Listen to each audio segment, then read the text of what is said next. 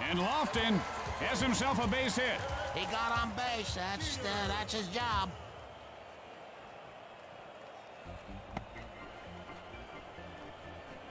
Wood winds up, and it's hit hard right back up the middle. So we're going to come back. Okay, we're here, guys. All right. So mics are on. Everything's on. We are on. Sports Goofs. Number 69, everybody. Nice. Yes. It's been, more than a month and a half since we were last on. We needed to take a bit of a break, but I didn't realize that, things kind of went a little nuts in the sports world, that's for sure, and in the real world as well, in that time span. And, Charles, as you said before we came on here, you needed this. I think we all needed this. Andrew, you're going insane from studying for the bar. You need this as well. Mm-hmm. And it is time to just talk about sports and get things going. So as you can see on the screen here, we've got the sports crawl is back. Baseball, hockey, basketball, those things are going on. On the bottom right corner, you'll see I'll have the Miami Heat game on. If you guys are trying to get an illegal stream of the game on me, if you're watching our stream just to watch the Heat game, you've got problems. Because it's a really tiny screen and you can only hear us. And on the main screen, we've got MLB Slugfest loaded for the PlayStation 2. So we'll have that going on in the background.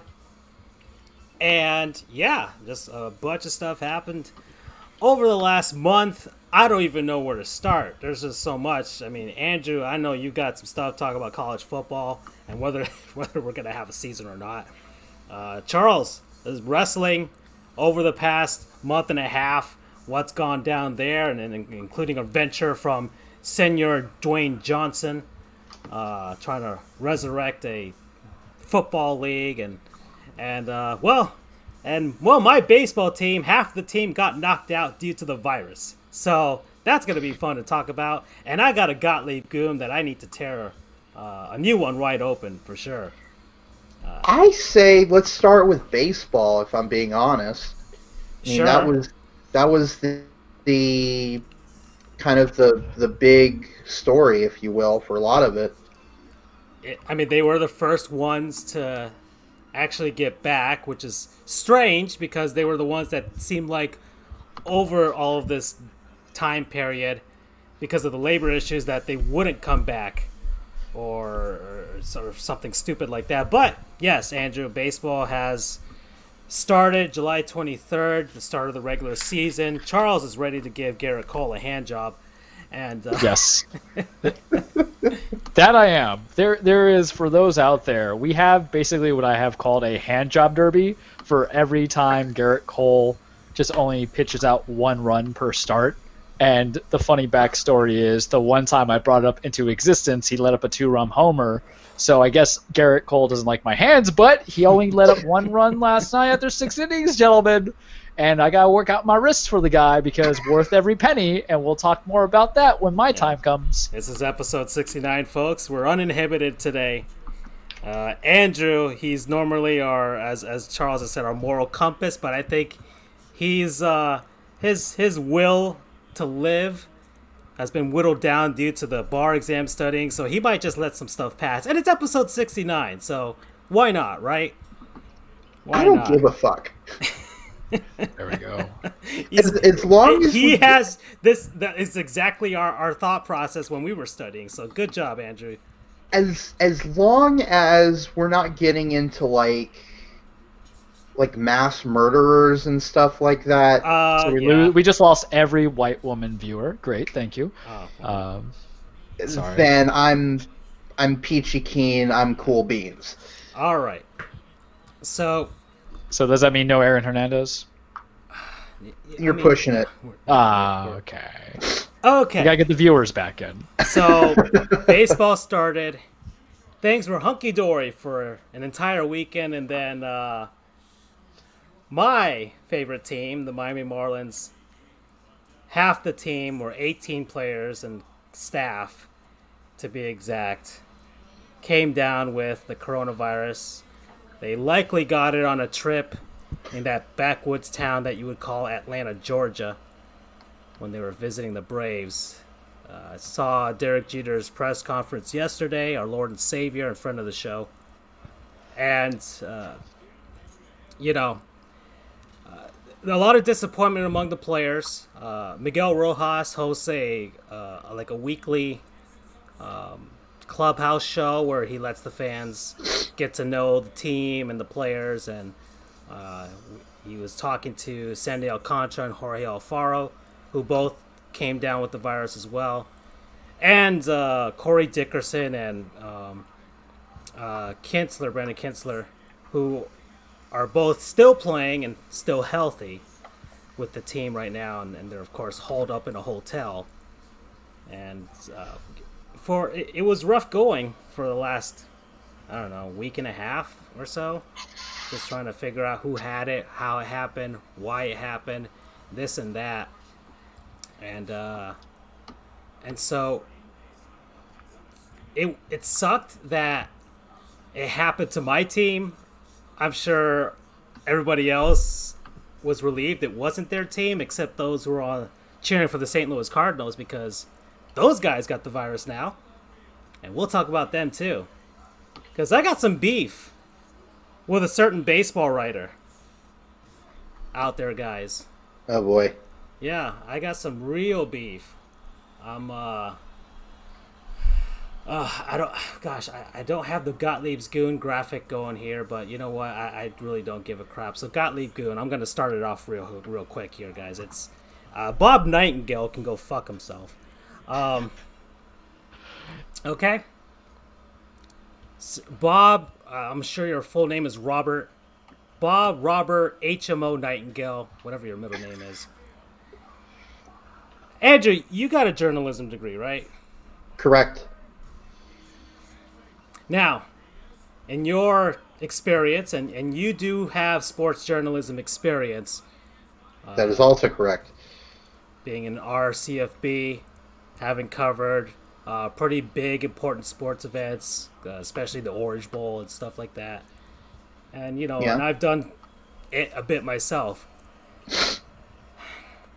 Don't you think it's incredibly irresponsible for a writer of any sort, a journalist, a sports journalist, to begin speculating about something he knows nothing about and then just spewing that off to the world? That's extremely irresponsible. Like, sorry, go ahead, finish the thought. I mean, I remember distinctly, and this was a great learning lesson for me. A couple of years ago, wow, apparently Gary Sheffield didn't strike out his entire senior year of high school. Interesting. Okay. Anyway, I made I don't want to say unubstantiated, whatever. I misunderstood something. UCF was undergoing a restructuring of its colleges a couple of years ago, one of which was moving some of the mass media programs downtown from the main campus up in East Orlando. And I was vehemently opposed to that because, the one thing about news is new. If you're 30 minutes away from campus where all the news is going on, you're taking a large chunk out of what these students can do. Now, I misunderstood what the plan was. I had assumed, based on my understanding, that that journalism was going downtown. But that was not true. It was another program in the same division that was going downtown. So when I brought up my displeasure to the UCF journalism page on Facebook, I got chewed out.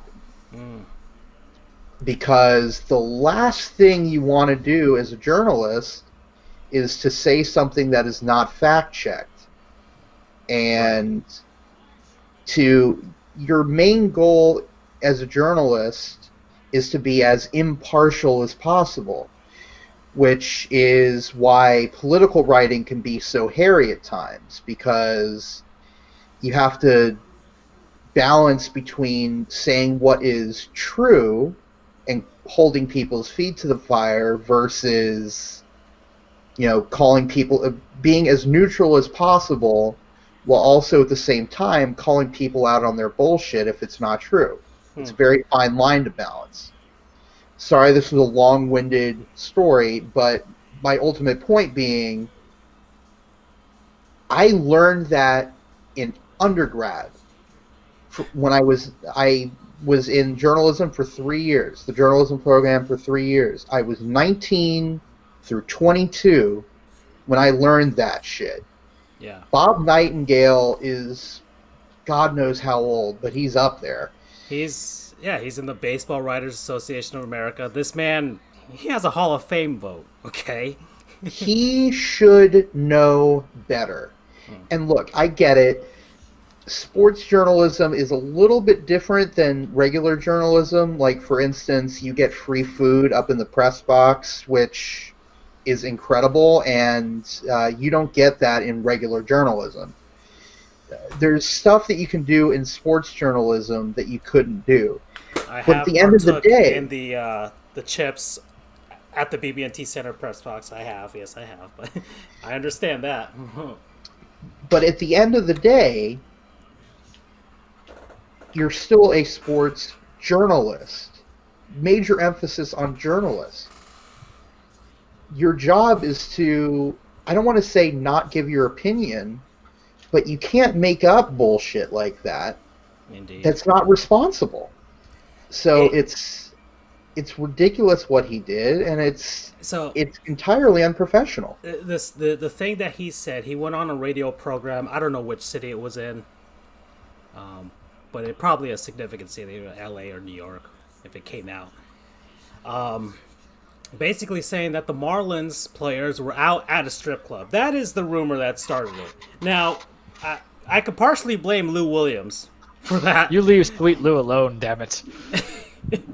Because the NBA has their bubble, and he went out supposedly under a family matter, and then he was in Atlanta, and he went to the Magic City Strip Club, which is by the Immigration Court in Atlanta, so I know exactly where it is. He partook in some chicken wings. That was the main reason he was there, which I commend the guy for doing that. And I want to, after we finish this, I have a question to pose to you guys, but I'll get to that later. Just remind me if I don't get to it when I finish my thought here. But it spread a rumor across, and people kind of mixed the Lou Williams thing with the Marlins thing, thinking that, okay, I guess everybody in Atlanta just goes to a strip club for some reason. That wasn't the case. It didn't come out what had happened. Major League Baseball wanted to do their investigation. The Marlins themselves wanted to do their investigation as to what exactly went down. And nothing came out. And I admire writer and radio host Craig Mish. Andrew, you might be familiar with him. I am, as a matter of fact. I don't want to say friends because I don't know his feelings toward me as in terms of friendship, but I am decent acquaintances with someone who works with him on swings and mishes. Yeah. A fellow UCF grad, I noticed as well. Yeah. So that's Jeremy Taché, who I know you're talking about there. Mm-hmm. And so, anyone can speak about the quality of strip club chicken wings. Okay. Mish was on the radio with on his personal program, and he made a staunch point that he doesn't release names of players who tested positive unless they give him permission. And he gave a reason why as to why he wasn't publishing a lot of stuff even after the news came out that the Marlins players were testing positive. He wanted to make sure he got things right.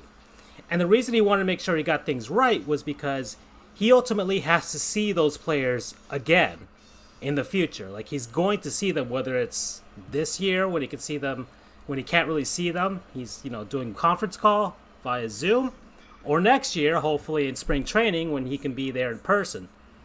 And it matters. It matters when you deal with people face to face. But anybody could spew off on a radio program halfway across the country, and not have to face these guys, and it's kind of cowardly in a sense.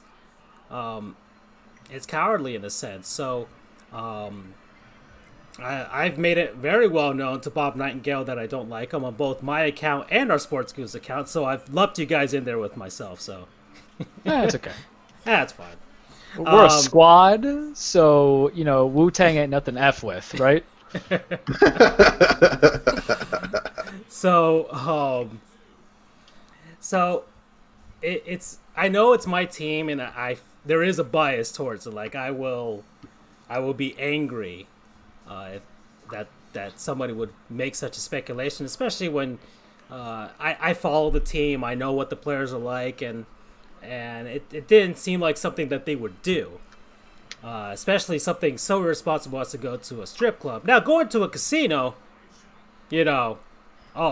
that's incredibly irresponsible too, and the St. Louis Cardinals should be ashamed of themselves as well. And really, it goes to the whole thing about the virus thing, and we're not anti-maskers here or anti-whatevers. All right, wash your damn hands, put on your fucking mask, and get on with it. All right, just deal with it. When you get home, you can sniff and touch your face all the hell that you want, but in any case, it's still it disappoints me in this fact that these people are professionals and they get paid to do this, and yet they can just spew whatever the hell they want and not fact check and do anything, which to me is the reason why sports journalism, like, people don't see a value to it sometimes. Like, when you see The Athletic charges for their stuff because a lot of local newspapers are cutting their budgets with sports and stuff like that, and newspapers are dying. And sometimes people see the paywall from a website and they're like, okay, I don't even want to read this. So you devalue your profession when you do that. You do. It's like, if this guy can just say, "Oh, why am I gonna read this? Why am I?" Yeah, everybody's got their own freaking podcast, like us,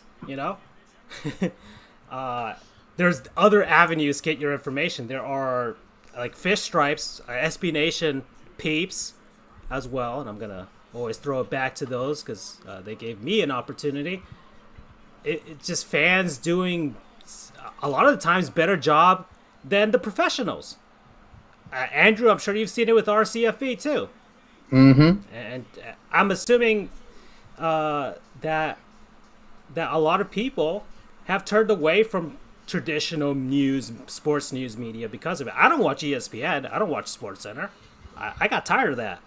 I got tired of it. If I wanted to see basically TMZ sports, I can find that someplace else. In fairness, though, to ESPN, they used to be a lot better. They were the shit back when I was a kid. I know, but they've gone off to the mainstream, and they're just a bunch of normies now. So yeah, they've fallen off a cliff. So I think, man, these guys get paid for this, and it pisses me off. It pisses me off that that's what happened, and people could do that. And it sucks. It sucks for the sports world, but it also, I mean, there's, I guess, a new revolution in sports journalism in the fact that people like us and other people in general have found ways to break into the professional sports community via the internet and these avenues. So we don't need people like Bob Nightingale no more. We don't need them no more. All right? It's not an exclusive club anymore. Fans are getting access because they're passionate, and a lot of the times, sometimes they're biased, but sometimes they're objective. And you see people open, and it opens doors. I know one guy, Jamison Olive, he was on a Panthers fan site called Panther Parkland or whatever, or Parkway, and he wrote on it, and eventually it led him to a job writing for the Florida Panthers website, and he's a legit employee of the team now. So it opens up opportunities for people, and so, you know, Bob Nightingale, and the thing is, collectively, a lot of people in baseball consider him like the low bar for baseball writers out there. So he's the Andy Dick of baseball writers? Some name recognition, but annoying? I kind of like Andy Dick. Well. Kind of. It's either him or Dane Cook. It's short bursts. He's good at short bursts. In any case, yeah, he's low down there.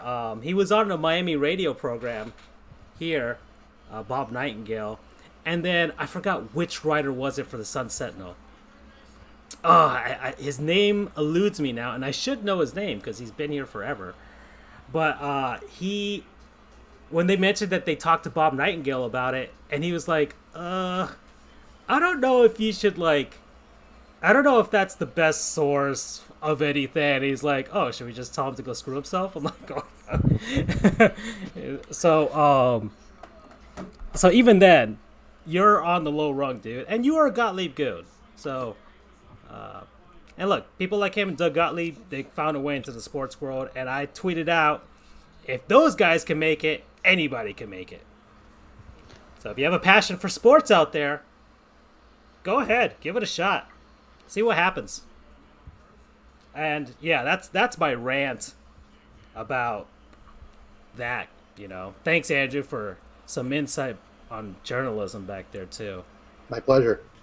And but baseball is humming, and the Yankees are humming, and they're on a freaking path of destruction right now. Dear Lord. Revenge Tour Painmakers 2020! I'm loving every single bit of it, gentlemen. Our Lord and Savior Derek Jeter is on the screen right now, but the Yankees, disgustingly good, 8-1. Stanton and Judge, mostly Aaron Judge, just delivering homers for days, like it's on rookie mode of an MVP video game. Aaron Judge is like on pace to like hit 40 home runs in a 60-game season. It makes you wonder, gentlemen, how it would have been with the full schedule. And we're doing this despite the fact that we have shaky pitching because James Paxton is playing like James Haxton. Ha ha ha. Hopefully he figures it out, but he had a similar way last year in his first full season. We don't have Domingo Germán, who's on the, DV list suspension, as it should be. I don't even know if he's playing at all this season. Luis Severino, I believe, had Tommy John surgery, so he's out for the year. Yeah. So we're basically playing on Garrett Cole, and we'll talk about that because I've been waiting on that. Because I was like, how PG-13 can I make this? But it's episode 69, so we get a little TV 14 on this. We've already talked about you getting the hand job. It's the hand job derby. And then we're working on the remaining brain cells of Mashiro Tanaka because that guy took that hit, man. It was bad.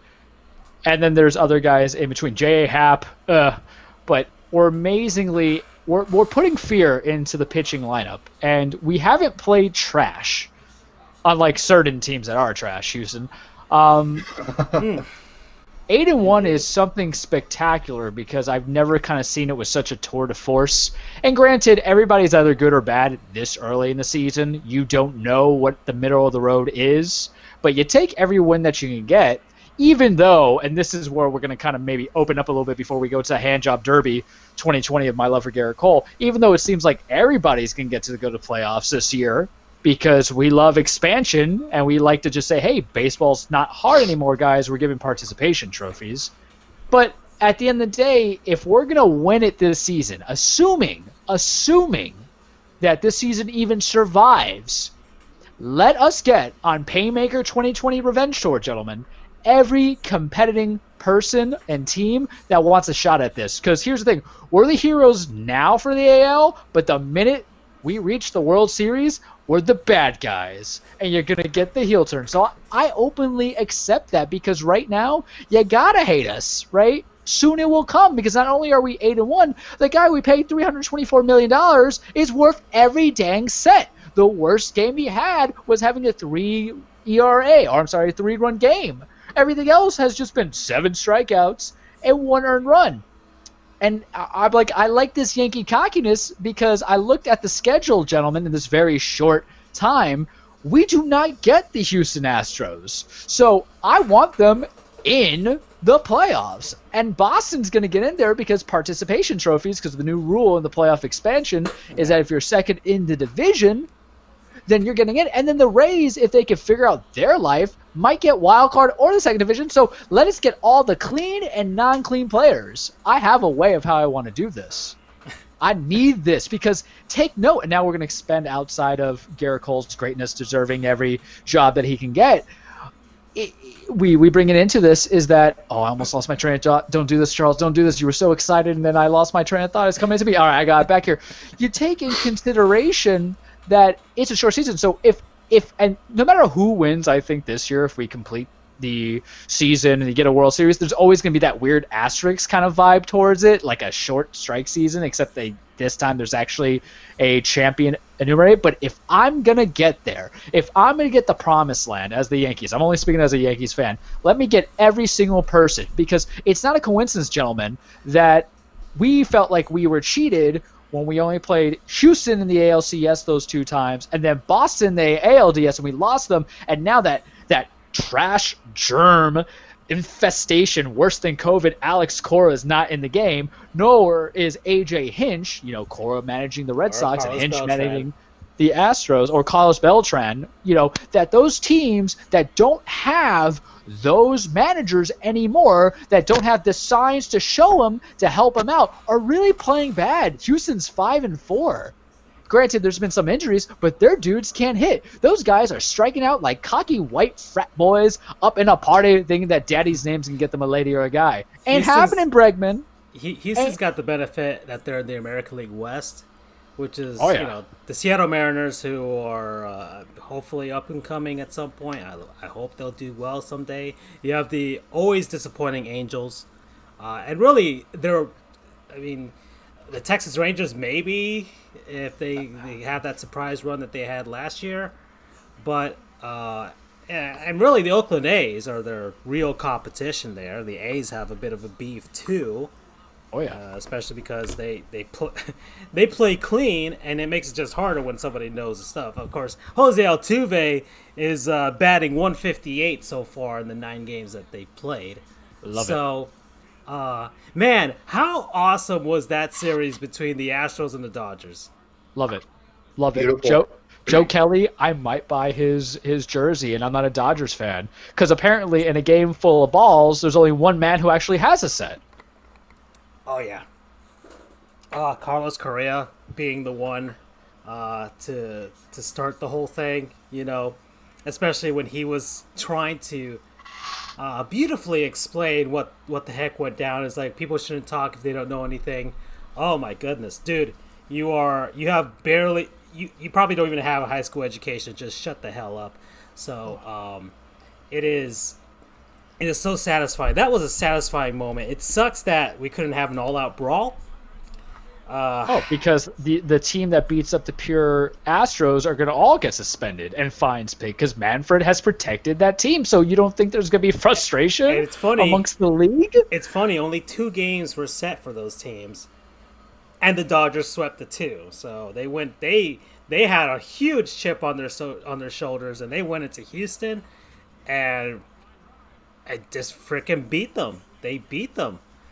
And did you guys hear the Oral Hershiser said? Yes. I didn't. When, who was it that struck out? It was I think it was like George Springer or something. Altuve.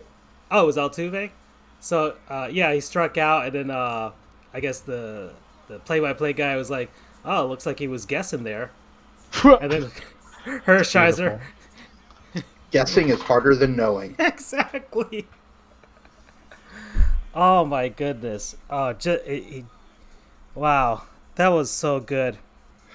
And to follow up on that point, I was hoping we'd get here.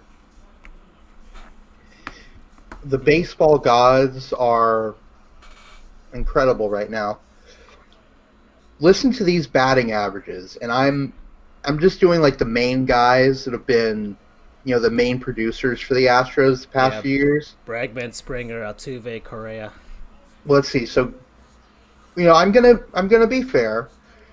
Correa is batting .333. All right. That's great. Yeah. He's actually using his natural talent. Gurriel is batting .294. That's good. That's pretty good. Yeah. He was a highly touted prospect and came up big for them last year. That's fine. Martine Maldonado, kinda big producer, but he's batting .286. Pretty good. That's good. And now here's where the fun begins. J.J. Redick is batting .250. Trash. Senor Bregman is batting .211. Trash. He's approaching Mendoza line territory. For those who don't know, Mendoza line is named after Mario Mendoza. It is 200 batting average. Huge trash. And then we've got George Springer is batting .182. Oof. Big trash. And I forget what his nickname is, but Altuve, .158. Hot garbage, gentlemen. He's such trash that Oscar the Grouch asked him to marry him. And listen, I mean, he's the only guy that actually could fit in the trash can, so.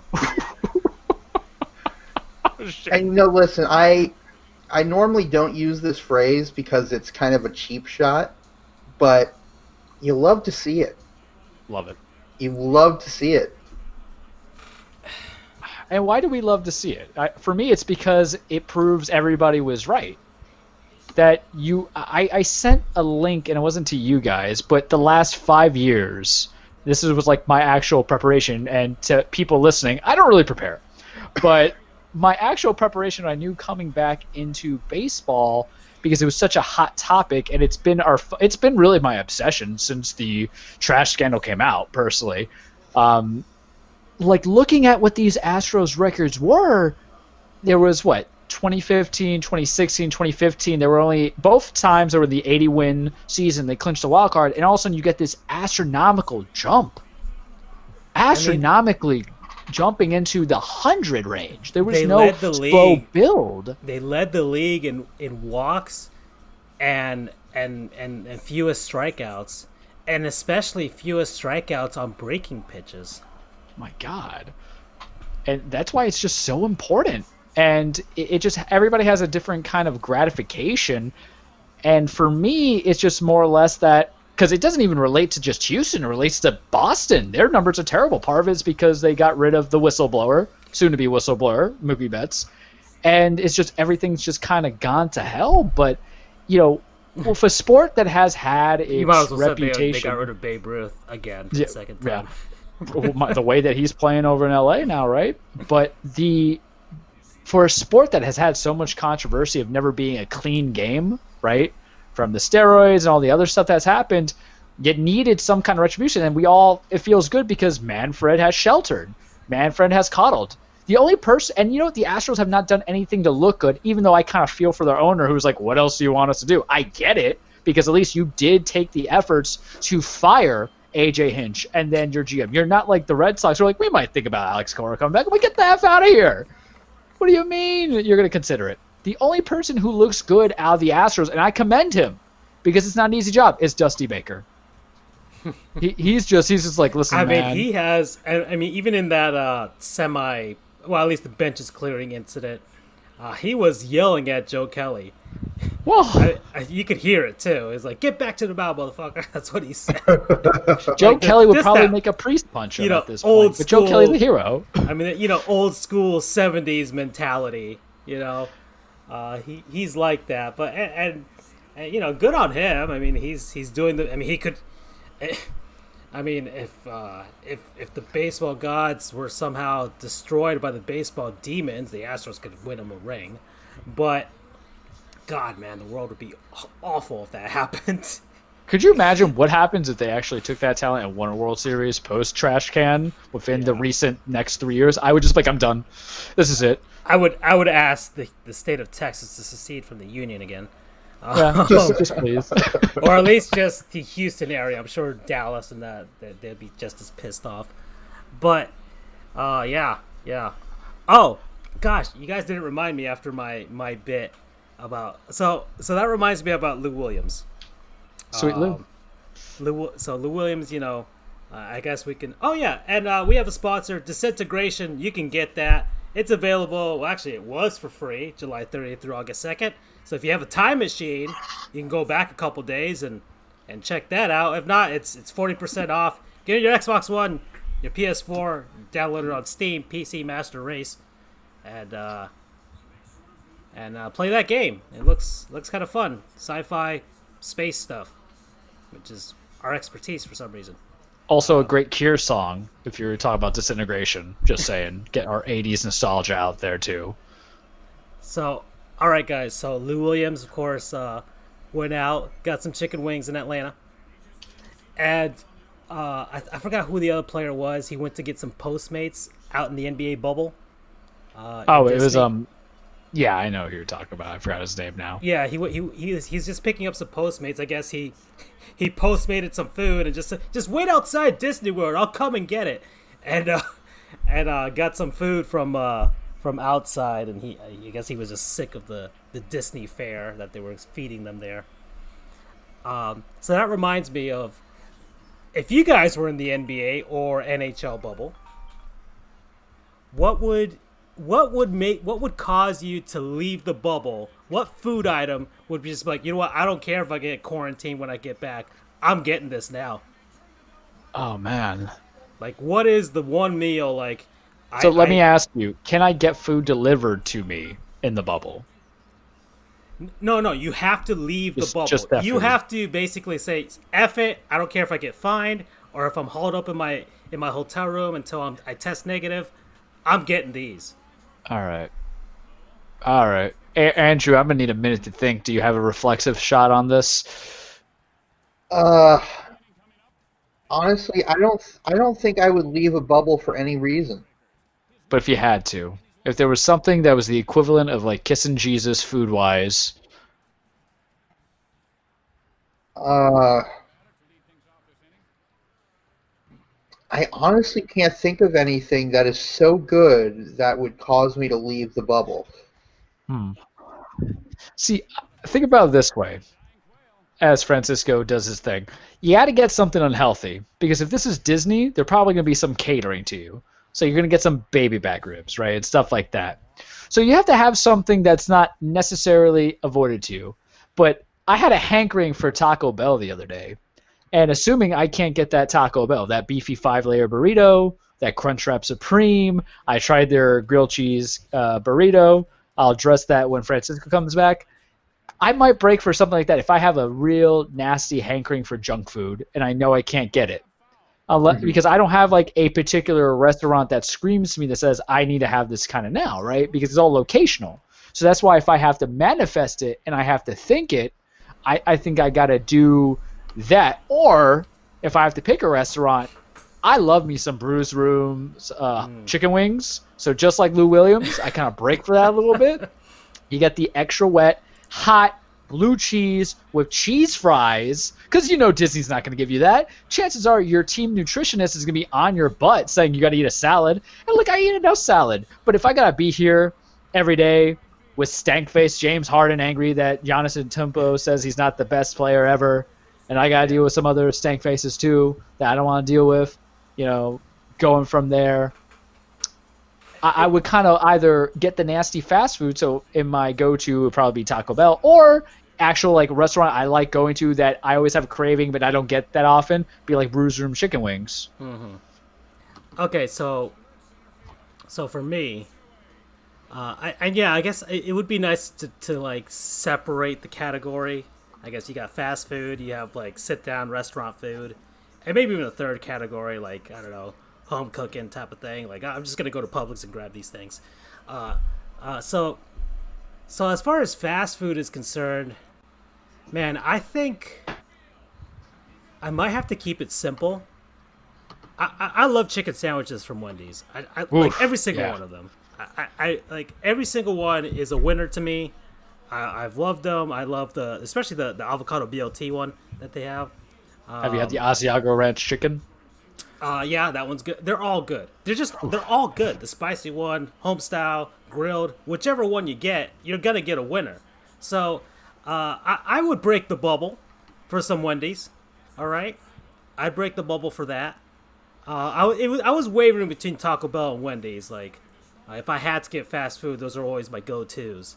See, I think it's because if I'm in the bubble, I'm near Disney, I know there's got to be a burger somewhere. So that's why I kind of translate out to like Taco Bell. I mean, eventually there's only so many Mickey Mouse waffles that you can consume before you go nuts.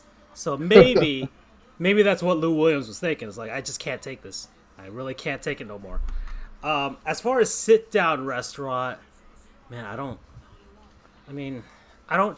frequent a lot of chains.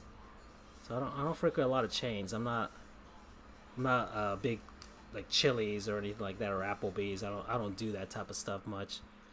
I don't even know what a sit down one would be for me. I mean, there's so many good meals out there that I could find, but Okay. Well, locationally, since you live in Miami, is there like a Spanish cuisine that you would need? Think about that way. Maybe that's your transition. Oh, at Epos for sure.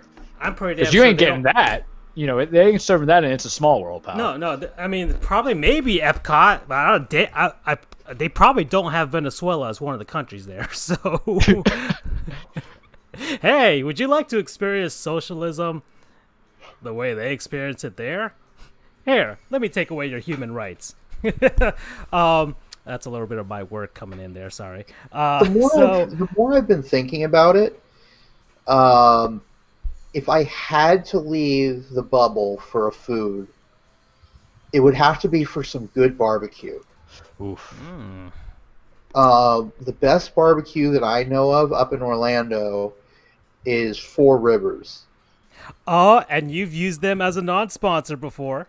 That is true. And technically, you're in the bubble near Orlando, so is this your, temptation here? Well, we've actually gone and gotten Four Rivers during this quarantine before. Drive-through service. Ah. So, I would definitely, if I had to leave for some food, it would be for Four Rivers, unless someone can turn me on to some better barbecue. Okay. That's a good one.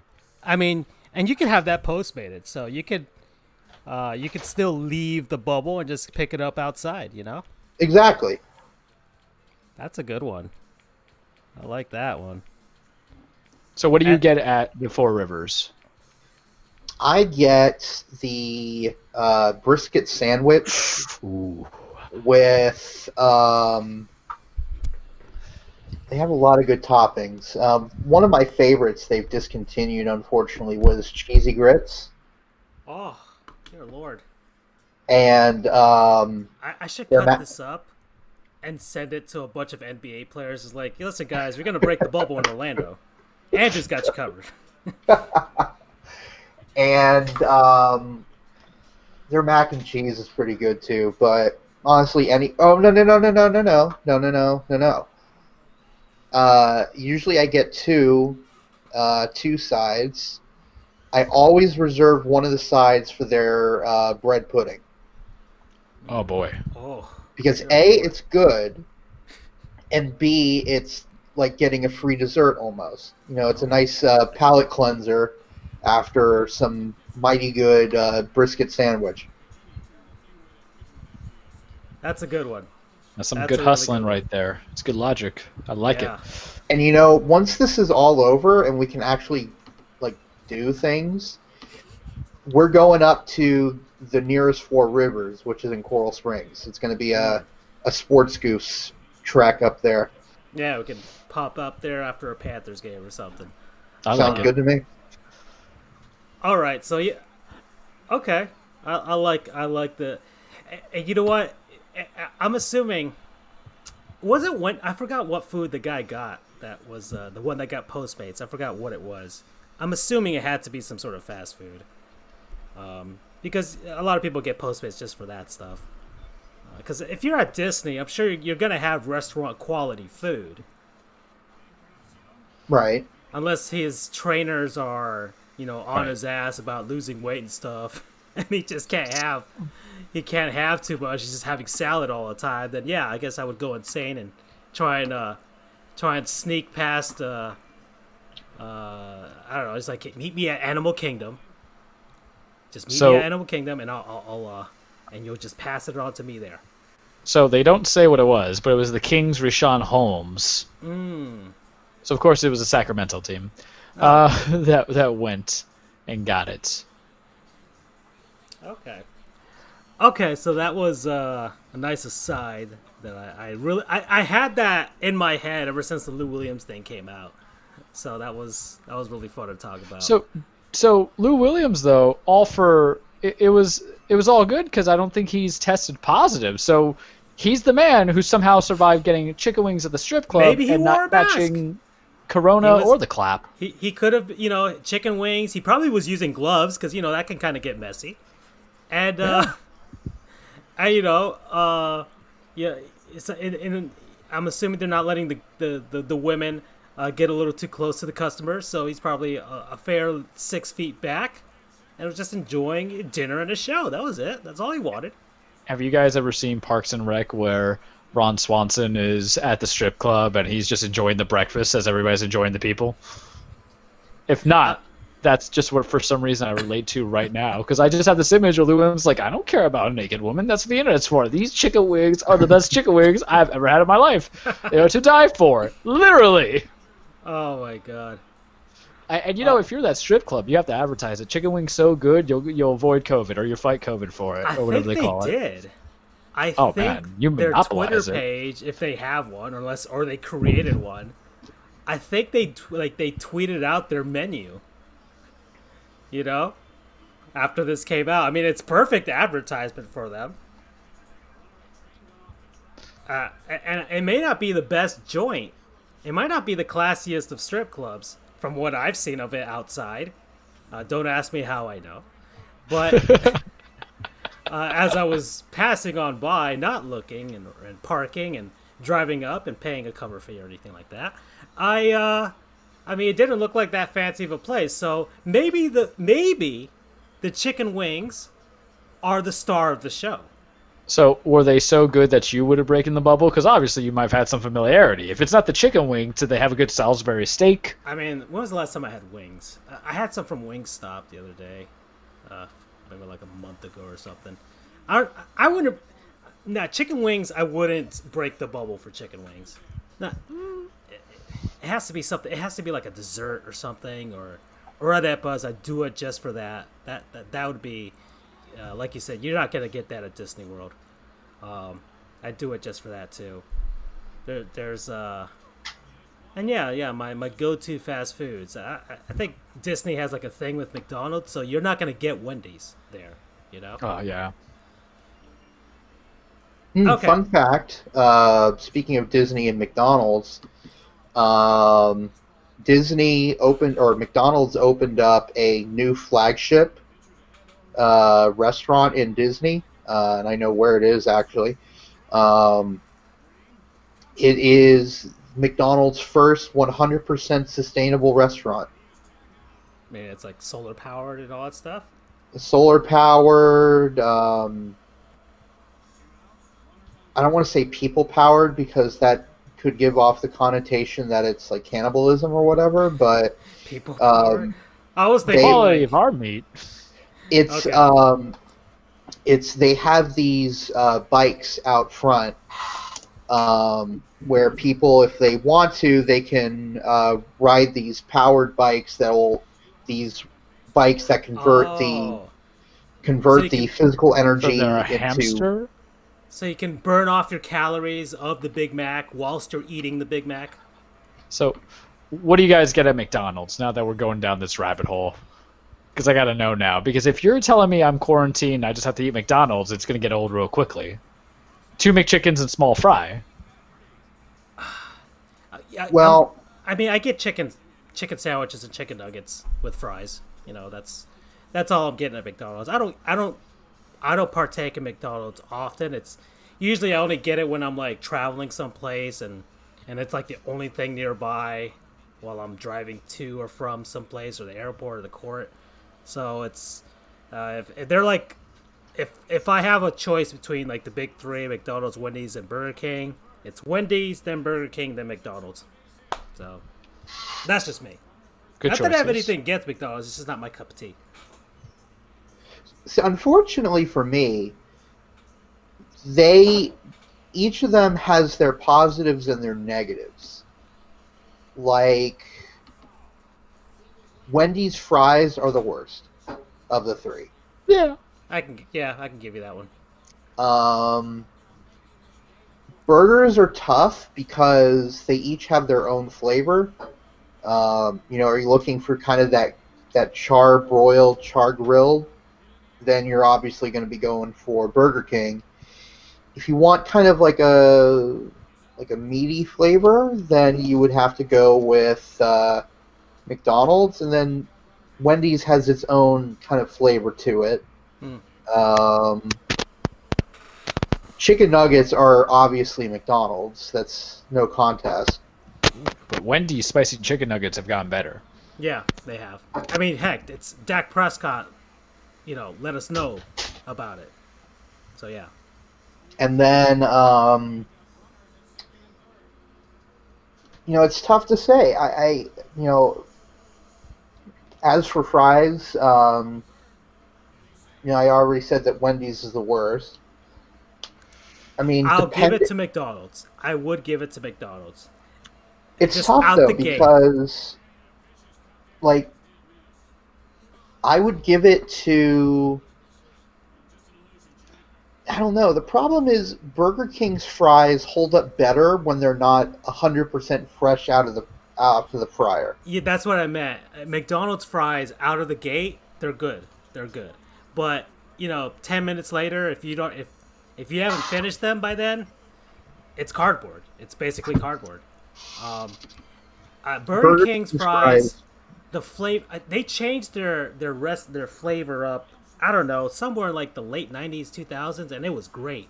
And then they changed it up again, and it got a little worse. But I kind of wish they went back to, I can't even describe the way it tasted and the crunchiness of the fries. I like a little bit of that crunch to it. Do we not like Checkers, and we don't have Checkers in that conversation? Well, we were just debating between those big three, so... I mean, I can't... Man, I feel like I'm gonna... Burger King's fallen out of favor for me, you guys, because they haven't done it for me anymore. So Checkers has supplanted them. Well, the thing is, I don't eat burgers from fast food places anymore. I just get chicken sandwiches. So the chicken sandwich at Burger King is actually pretty underrated. But of course, they're the same company as Popeyes. They're the same. Really? Same subsidiaries. Yeah. I didn't know that. Popeyes and Burger King are the same company, basically. So there's some similarity with the chicken, or getting the same supplier. But Checkers, I can't have a burger from Checkers. It's just I can have their fish. I can have their chicken. Yeah. Oh no, the grease. I feel like I'm gonna have a heart attack every time I eat it. But to go back to your main point, Charles, what do I get if I go to McDonald's? And Yes. Since I've been on this health change recently. I've gone and I think part of what's been helping me is I can't go to McDonald's as regularly as I used to. Yeah. Not working in the office where I could just jump across the street and get myself a McDouble or whatever. And then I just don't go out much in general. So if I do go, and that is once in a blue moon, I usually go for the quarter pounder with cheese. Nice. Mm-hmm. And I used to add some mayo as a topping, which is highly underrated. It really helps it out. Yeah. but obviously, I just stick to the main stuff to avoid those extra calories. But if I was really going off the rails for one day and went to McDonald's, it would have to be that, a large fries, ensure that they're fresh out of the fryer, like give them to me scalding hot, it should be 15 seconds out of there, and those 15 seconds were dedicated to adding salt and transporting them to me. And then a large sweet tea, because I love their sweet tea. So, just an aside here, how unlucky are the Marlins? Their first game back is today against the Orioles, and they're in a rain delay because of Hurricane Isaias. Isaias. Even I'm having trouble with that name, and I'm Latino, so. I just called it Isaias, knowing that I was going to butcher it all along. Isaiah Thomas, we'll call it that. Hey, former FIU guy. Okay, so let's see. So let's say you. All right, so we've talked about sit-down restaurants, fast food. Now, let's say there's I don't know, maybe you want to cook for yourself, or you just or there's something in the supermarket that you can't get inside the bubble. All right, I doubt the Mega Stuffed Oreo is there, Charles. Well, it's supposed to be limited, time, so I would hope. I would assume if Pray. LeBron James wanted to make his stuffed Oreos, they would give it to him. But I can't imagine that. I don't know. Who's in the bubble right now? Pretty much anybody on the Washington Wizards outside of Bradley Beal. I doubt any of those guys are going to be able to get. So Thomas Satoransky doesn't get his own Mega Stuffed Oreo? If he wanted it, he's not getting it. If LeBron wanted it, he's getting it. Now, what would get you to basically you know what? I'm breaking the bubble. I'm headed down to the nearest Publix, and I'm grabbing this. What would it be? I mean, It would obviously be a pub sub. that too. Oh. More specifically, a chicken tender pub sub. I read what you put on there. Follow us on Twitter. Most specifically, Danfrey Holly is FGOJR. Charles the It's True all and there Sports on the Goofs. bottom of the screen. Yeah, just a little plug out there. But I saw your list, and I mean, I didn't know we were going this far off the rabbit hole, but I love it. But so you keep it kind of basic, not in a bad way, because sometimes you don't ruin original. But tell the world what you put on your pub sub there, Andrew. All right, so if I'm going to get a pub sub, it's obviously, as I mentioned, it's going to be a chicken tender sub, which, by the way, for anyone in Florida, Georgia, I think South and North Carolina, I don't know where Publix is. But right now, chicken tender subs are on sale. Do the thing.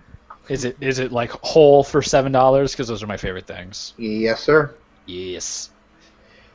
And the thing is, you can go on the Publix app, and you can order it on the Publix app, and you just walk into the store, and they'll have it there ready for you. Indeed. So you don't have to stand in line. You don't have to expose yourself anymore. You don't have to wait minutes just to stand there and tell them what to put on your sandwich. They'll have it there ready for you. Just more plugging for Publix here. If they ever want to sponsor the show. We talk about food a lot. All right. We'll actually, I can actually name you the aisles of where to get some stuff. All right. Yeah, that's a good one, Andrew. Well, okay, what did you put on it? So chicken tender sub with mayo, cheddar cheese. Cheddar cheese. I always go with sis, but go ahead. Cheddar cheese or American, but I can get American at Subway or whatever. You can't get cheddar, so go with cheddar. Cheddar, lettuce. Yes. Lettuce, spinach. Oh, I forgot to mention this. Sprinkled Parmesan cheese. Interesting. Ah. It's kind of hit and miss for me, but sometimes I'll add onion. Depends on how I'm feeling. It's always miss for me, but Charles hates the onion. yes, I do. I hate it. And what else? Yeah, that's about it. Just a couple of things. I'm not picky. Okay. Yeah, I mean, mine is pretty much the same. Lettuce. Although Francisco, I know your dirty little secret when it comes to submarine sandwiches. What? You like what? to dip them in ketchup. Oh yeah. What the hell? Oh, yeah. Listen, I thought we were supposed to purge the heathens. Are you that guy who says, "Oh, this is going on our pasta, mom's best thing from a kid"? Do you want to? No, Do you want to like no, an I A-cut get shirt legit and a pasta trailer? sauce. But hey, man, there's already mayonnaise in it. All right, it's a long about way of getting the pink sauce. All right. All right, it's a roundabout way of getting the pink sauce. All right, it's like I don't know, it's like a hillbilly French dip. So, All right. Andrew, did you notice this psychopath doing it in law school one day, studying for exams, and you're just sitting there in a small study room going, "I can't say anything because I'm Actually, it was afraid he's after gonna we kill me." graduated, right? We went to like a No, complex. it was after law school. I was over at his office helping him wrap things up at his old place, Yeah, that's right. and that's right. we went not across the street, but We drove. we drove across the street to the local Publix, and we got some pub subs there, and I witnessed the horrifying event, which is where he dipped his sub into ketchup, and I wondered what the hell he was doing. Yeah, okay. I'm glad it's not, because here's the thing. I'm almost 31, and I thought I would get beyond the whole judging people BS. I thought in old age was supposed to come maturity, and I am completely against that. And I love me some ketchup, man. Love it. Love it. I need it on the hot dog, need it on some other stuff that comes into it, love it on a burger. And I'm afraid it's going to expose me to some weird stuff. And I don't want to kink shame you, especially in food-wise, but I'm afraid to go down that rabbit hole. It's as if instead of offering me the typical drugs that one offers as a startup in the gateway, you said, "Hey, man, angel dust," and then my innocent ass is just like, yeah, that's the equivalent of me being like, "Hey, what happened if you ever put your Cuban sandwich with dipping in some ketchup?" Or if you're like, "Hey, your Publix Ultimate, probably also on sale, into some ketchup." Like, so I have to ask further, and I'm sorry this is going off the rails, but I'm shocked. Are you doing this with like a French loaf bread? Are you talking about like a typical Arnold's butter bread? Do you need a certain kind of consistency to find pleasure in this? Like, does it work? Okay, with so a let's see. basic How do kind I? of bread? Okay, so my pub chicken tender sub. I No, mean, you I could do a- psychopath. Do you use like a regular loaf of bread to dip your ketchup in? What are you doing? I either go with the white hoagie roll that they have, or the wheat, or the wheat, and very rarely the multigrain. But lettuce, tomatoes, pickles. I put into the chicken tender sub with Swiss cheese, toasted, as God intended. Oh, And- toasted. Mine's toasted as well. Toasted. Forgot Yeah. to mention that. Yeah, toasted as God intended, and yeah, mayonnaise on there sometimes. So sometimes some honey mustard if I ever feel a little frisky that day, and yeah, I get a side of the ketchup, the packets or whatever that they got there, and then I take a bite, put a little there, then take another bite, dip some more, and yeah, that's how I go about eating a public chicken tender sub. Do your parents know about this? Did they send you to camp over it? What, like to pray the ketchup away camp or whatever? Yeah. Pray the Heinz away, For your Heinz only, there's puns here. And you guys know I can't avoid it. But Listen, you know guys, what? I'm going to say something. You're not wrong in a sense, because I've done similar, not with sandwiches, but bread is basically a sandwich. Fight me. And a hot dog is, in theory, we've had this argument about a year ago, a sandwich from Charles's standpoint. And I've had it where if I've had my Baconator and, I'm that psychopath who has to unwrap it, pour his fries out, and use the foil to dip the ketchup in. And if I have an over amount of ketchup still there, well, I'm just going to use the side of my burger, or if I had a hot dog, to dip and wrap around my ketchup on. So I'm going to try it. I'm going to try that. I'm going to hate you for it. I will document it. I'm not going to do it with a public sub because that's just weird. But just give it a whirl. If you have some mayonnaise about, make the pig sauce. Go ahead, have some fun. All right. That's terrifying. But Have some fun, it's all right? it's so terrifying, but I'm like attracted to. I'm into it. Listen, right? 'Cause- guys. I was unsupervised in college. All right.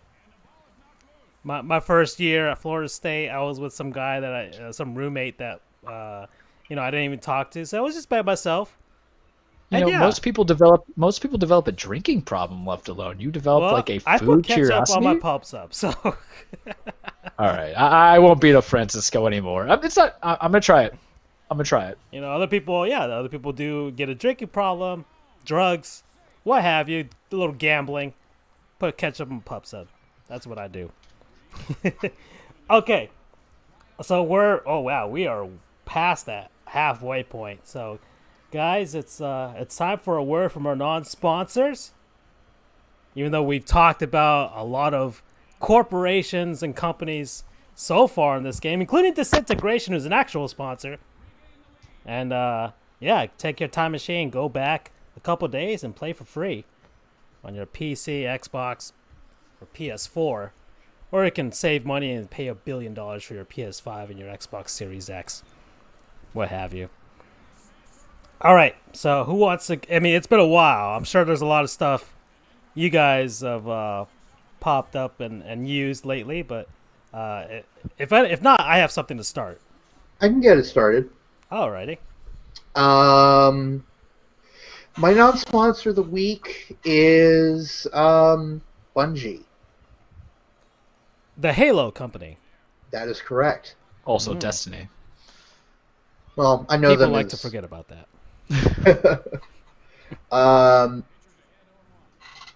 So Bungie, for those who don't know, and if you don't, I hope you're enjoying that rock you've been under for the past 20 years. They created the massively popular video game series Halo, and I have been playing Halo since probably 2002. So about a little bit less than, or maybe a year after the game came out. I didn't have the game personally, but a friend of mine did have it, and I would play the game quite a lot. And I was just blown away. It was such a good game. I had so much fun. Even though I was 10 at the time, so no wonder I'm such a messed up person. I'm kidding. Or am I? I don't know. That's for you I to put decide. ketchup on my subs. All right, heathen. You had your chance. Let the man talk. I like turtles. And I got Halo 2 back in 2004, so I was 12 at the time when that came out. And then I never got Halo 3. Wait, you had a 360 that whole time? You never got it? Correct. Or wait, did I have Halo 3? God, I don't remember. That's like I'll have to check buying an N64 and not having Super Mario 64. Yeah. I'll have to double check. I may have, because you played Halo 3. Because I finished the campaign, but I don't remember if I did it on my console or a friend's console. Ah, I gotcha. Okay. I do have Halo Reach, and I finished all the games. I finished all the campaigns. I disavow Halo 4 and 5. What? 4? I liked 4. Bob, this is your moment. We'll discuss that after hours. Although I did recently purchase Halo 4, so I'm willing to give it a go. Because I don't know, I have faith that they wouldn't totally screw it up, although the reactions I've heard from Halo 5 are overwhelmingly negative. Oh, yeah, 5's trash. So I only have, up until recently, I only had Halo 2 and Halo Reach on my person. And I used to have Halo 1, but it went somewhere. I don't know where. So I decided it was time for me to rectify that. and get the complete Xbox 360 trio, because I'm not buying a whole console just to play one game when I already have purchased a PS4. Yeah, probably the good call this generation. So I finished out the series. I have Halo 4 awaiting me, along with Halo ODST, 3 ODST, but which I've never played. I liked ODST. So I have 1, 2, got 3 the other day. Just waiting on 4 and ODST, and then I'll have the and I already had Reach, so I'll have the full complement. And I am looking forward to, when I have a life again in about 2 weeks, to playing through the games in chronological order once again, or for the first time in chronological order. So start with Reach, then go 1, 2. I forget if ODST took place the same time as 2 or 3. I don't remember.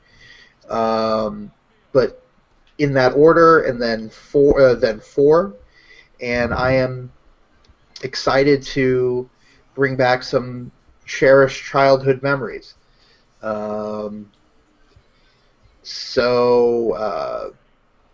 Yeah, that's my non-sponsor, is Bungie, more specifically Halo. Promo code 117. Nice. Mm-hmm. All right, good job, Andrew. And yeah, a lot of people have been buying a lot of video games these past few months, especially from past generations. And I got NCAA 13. A friend of mine had lent it to me a while back, but then when I started law school, I was like, yeah, I'm going to have no time to play this. So I gave it back to him, which was unfortunate, because I didn't play it for like 3 years after law school, and I missed it. So anyway, I got that, and then I got NCAA Football 06 for the original Xbox, which a lot of people think is the best version, or at least most complete version. And then the Halo games. And if I have $120 to spare, I'm going to get NCAA 14. But that's like if I have all of the disposable income. Yeah. Speaking of that gets me to I'll go second here for my non-sponsor. My non-sponsor is eBay. Ooh. All right. So guys, over our time off, I started a little venture on Twitter, a brand new Twitter account called Marlins History, at Marlins History, and called the Marlins Historian. I decided that I don't know why, I just went deep into baseball over this whole virus thing. Like, I just got back into loving baseball. I did the baseball broadcast on our channel, which I was gonna have a playoff system, but I just screw it. I did 30 broadcasts. That was good enough for me. I'm fine, and good enough for our channel too. So, thanks to everybody who watched those, especially our Russian and Japanese peeps out there. Konnichiwa. Comrades.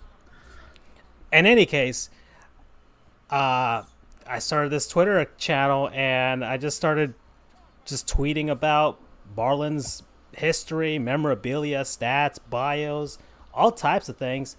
And the good thing is I got in on Marlins Twitter, and basically the people that have a large following on their personal accounts, and luckily that I built some headway into that with my personal account, aside from my Panthers peeps, and it got my channel up and running, or my Twitter handle up and running. So a lot of followers already in like a month or so that it's been up, like 440 right now, which isn't a bad start.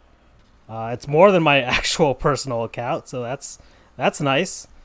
And I've had some players tweet and retweet my stuff whenever I mention them, so that was pretty cool. Especially some players I grew up watching, like Preston Wilson and Cliff Floyd. I'm like, oh, my 12-year-old self would be so proud if I had ever been able to do that when I was younger. And so I started looking into memorabilia and stuff, and eBay just has a ton of crap. Just a ton of Marlin stuff. Just so much stuff. Like, I was getting to a point early on where I'm like, am I going to be able to, like, have enough content for this to last without repeating myself and stuff? And I just went on eBay, and I'm like, whoa, there is a treasure trove. I am never going to run out of stuff to tweet about, to like, hey, look at this cup. Do you remember this cup? And I'll just have something. I will always have something. So that was the cool thing about eBay. So it's basically a nice historical archive already pre-made for me. But then the funny thing was, I was like, man, I found some cool stuff on eBay that I wanted. And I'm like, so I've purchased a couple things already from eBay. Some Marlins retro memorabilia. I bought a replica of good old Pro Player Stadium. That's pretty freaking awesome, that I love. And I bought some more stuff. I'm basically going to start my own collection here. And I will be a Marlins historian, and I will set up the museum whenever our Lord and Savior Derek Jeter wants me to do it. I'm here. I'm ready to do it, all right? I'm ready to give up law and start doing that. So yeah, that's eBay, and I've bought stuff from eBay before in the past. I have some Nintendo gear and stuff like that. So eBay promo code paying off gambling debts, because I'm assuming a lot of people are getting rid of their stuff to pay off some debts, especially nowadays. All right, I guess I'm up. So, gentlemen, since we've last done this, I've been having a very hard time. It's been about a month, right? So I've been having a hard month of quality, and I'm a man of quality. I like to hold myself out to quality, and You don't put you ketchup gentlemen, on your subs. yeah, exactly. I don't put ketchup on my subs. Grey Poupon, baby, as the great Jim Jones said in regards to ballin'. So I am that guy that if I am to buy something and it's supposed to work, and it says certain things such as waterproof, sweat-proof, dust-resistant, I don't imagine it to die literally within the next day. Because about 7 months ago, 8 months ago, your boy, and I might have had a non-sponsor, had, erroneously hyped up his headphones, his wireless headphones. Not the true wireless, but wireless headphones from Sony, XB400s. I think you did a non-sponsor. I think you did. I never forget, Francisco. So I had said, hey, XB400s, wired, wireless Sonys, but they were going a little fritzy. I sweat a lot. When I go full running, as you guys know, 5-6 miles, homie, don't play around. I'm a little piggy, and piggy sweats. So I went and I upgraded to their sport thing. It died. I'm like, within a year, I'm like, all right, I'll just go send out the warranty and, do whatever, right? Just get the one that has like the little band. And I was kind of done with it because it has a little bit of a longer line. And I was like, all right, whatever. And then so I bought the, Sony C something. And then it literally like died the next day because I went out, I did my 5 miles. And what happens is the USB-C port that they have is really close to the neckline where I sweat. And Florida weather, your boys sweating it out. And so I'm like, maybe it was just one thing. So I went and I bought another one, and it died within a week. So I was at Best Buy for almost 2 hours evaluating. It was time for the True Buds, true wireless earbuds, no line. And I was like, I don't like paying $200. I feel like my true Hispanic came out where if it broke, I would never buy anything that expensive again. That's why I've always taken care of my iPhones. That's why I take care of my cars. But I broke. No pun intended, I guess, or no connection intended. And I finally did it. So after two hours and $200, I picked up some great wireless earbuds, true wireless. And I didn't know about quality, man, because I felt like I wanted to give Sony a chance, but Sony hurt me. Great television, but you can't deal with sweaty piggies like me. So my non-sponsor, after that long-winded story that matters, is Jabra, and my new true wireless earbuds, Jabra 75 Elite CT Active, or what do they call it, has good sound, a charging case comfortably in the ears. I don't use it just for working out too. All my court hearings are via Zoom, and trying to communicate with just my laptop out there is very difficult because of sound quality. I want to hear the judge. I got to deal with respondents or my own clients who are stuttering and breaking in, so I want some clarity. This is pretty cool. One earbud, you can control on the right with the play through of the sound, everything like that. To the left, I can have something called hear through, so if I'm talking to somebody, I can hear from there. Sound quality is pretty decent. The life quality is pretty good. They have comfortable enough ear tips. It has survived the sweat test because obviously the charging ports aren't necessarily exposed to my sweat. It's sweat and dust resistant. I think it's an IP5 or IP7, IPX7 level of water quality. You have the app connected, so you download the app. You can customize the way that you want your sound. I listen to a lot of audiobooks. I listen to some YouTube in the mornings that kind of come out. I hear the quality of my clients, or if I'm having Zoom hearings. And it's one of those few things, because I could have been just a regular person, spent $150 or $200 on Beats, but I didn't really get good reviews on the True Wireless, nor did the AirPods. And I kind of don't like the AirPods because I talk with my hands, and my Argentinian self would just pop that some gun out. And what's cool about these Jabras, if you lose them, you can locate them. They're paired up with your phone, so it is kind of useful. But I've ran several miles with them since I got them about a week and a half ago or 2 weeks ago, and they haven't like come out anyway. Sometimes I might put them a little bit too deep, the way you do with a Q-tip, but I gotta say, for the price, it worked out pretty well. I know they got the wireless charging. I was kind of hesitant because I want to put into it, but it was more or less, it was time, because if I was going to have that repeated issue, it would have been with any kind of wireless wire version versus something like this. And it's convenient. I could put it in my work case, and so far I like it a lot. And if it breaks, I'm just going to go buy stuff at Five Below from now on until the day I die. And so that's Jabra Elite XE.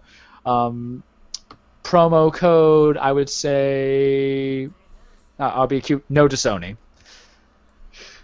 My problem, I find them so cool, the wireless earbuds, but knowing me, I would lose them in 2 seconds. I would get them, and then, whoa, where did they go? And I would never find them again. Yeah, well, that's why one of the things that made me decide to get them was I can locate them, because I know when I'm running, I know my route. I don't go to, ventures unknown. I have a particular track, so it's like the Track My Phone or Find My iPhone app.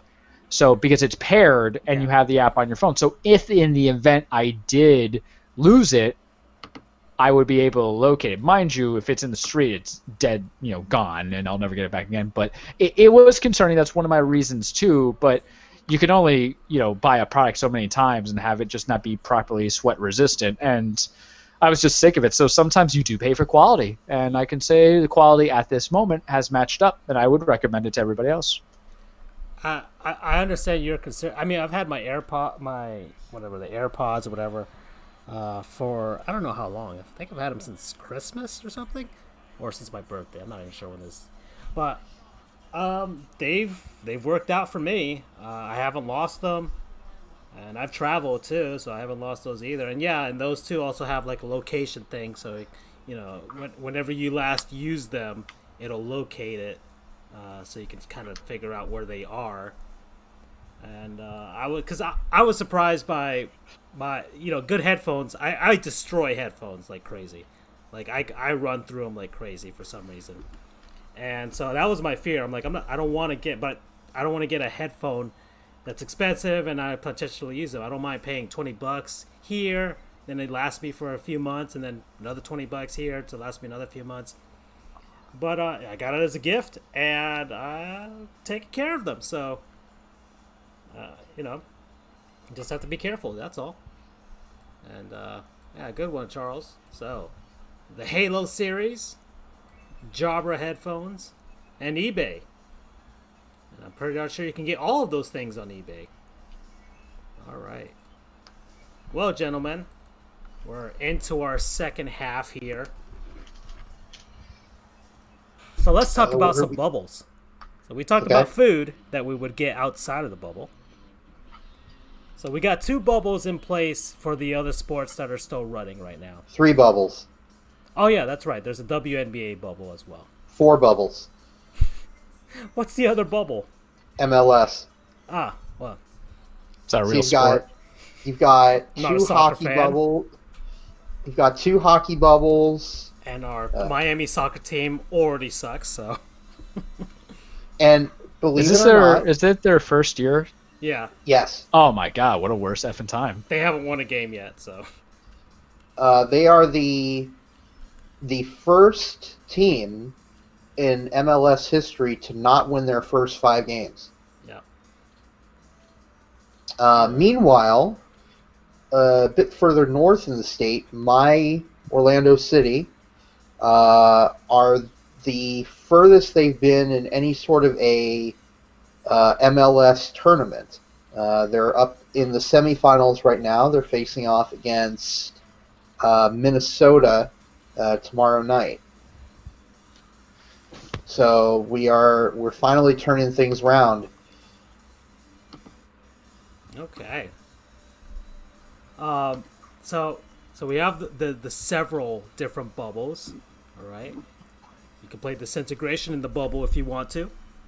And Yeah. so, let's talk about some bubble life. So we have the NHL bubble, 2 of them. You have the Edmonton bubble and the Toronto bubble. And it's worked so far. None of the players have gotten sick. We have the NBA bubble in Orlando, and that's worked as well. None of the players have gotten sick. Goes to show, of course, question is, so what happens if baseball loses control? Would they have to pause season and create a bubble?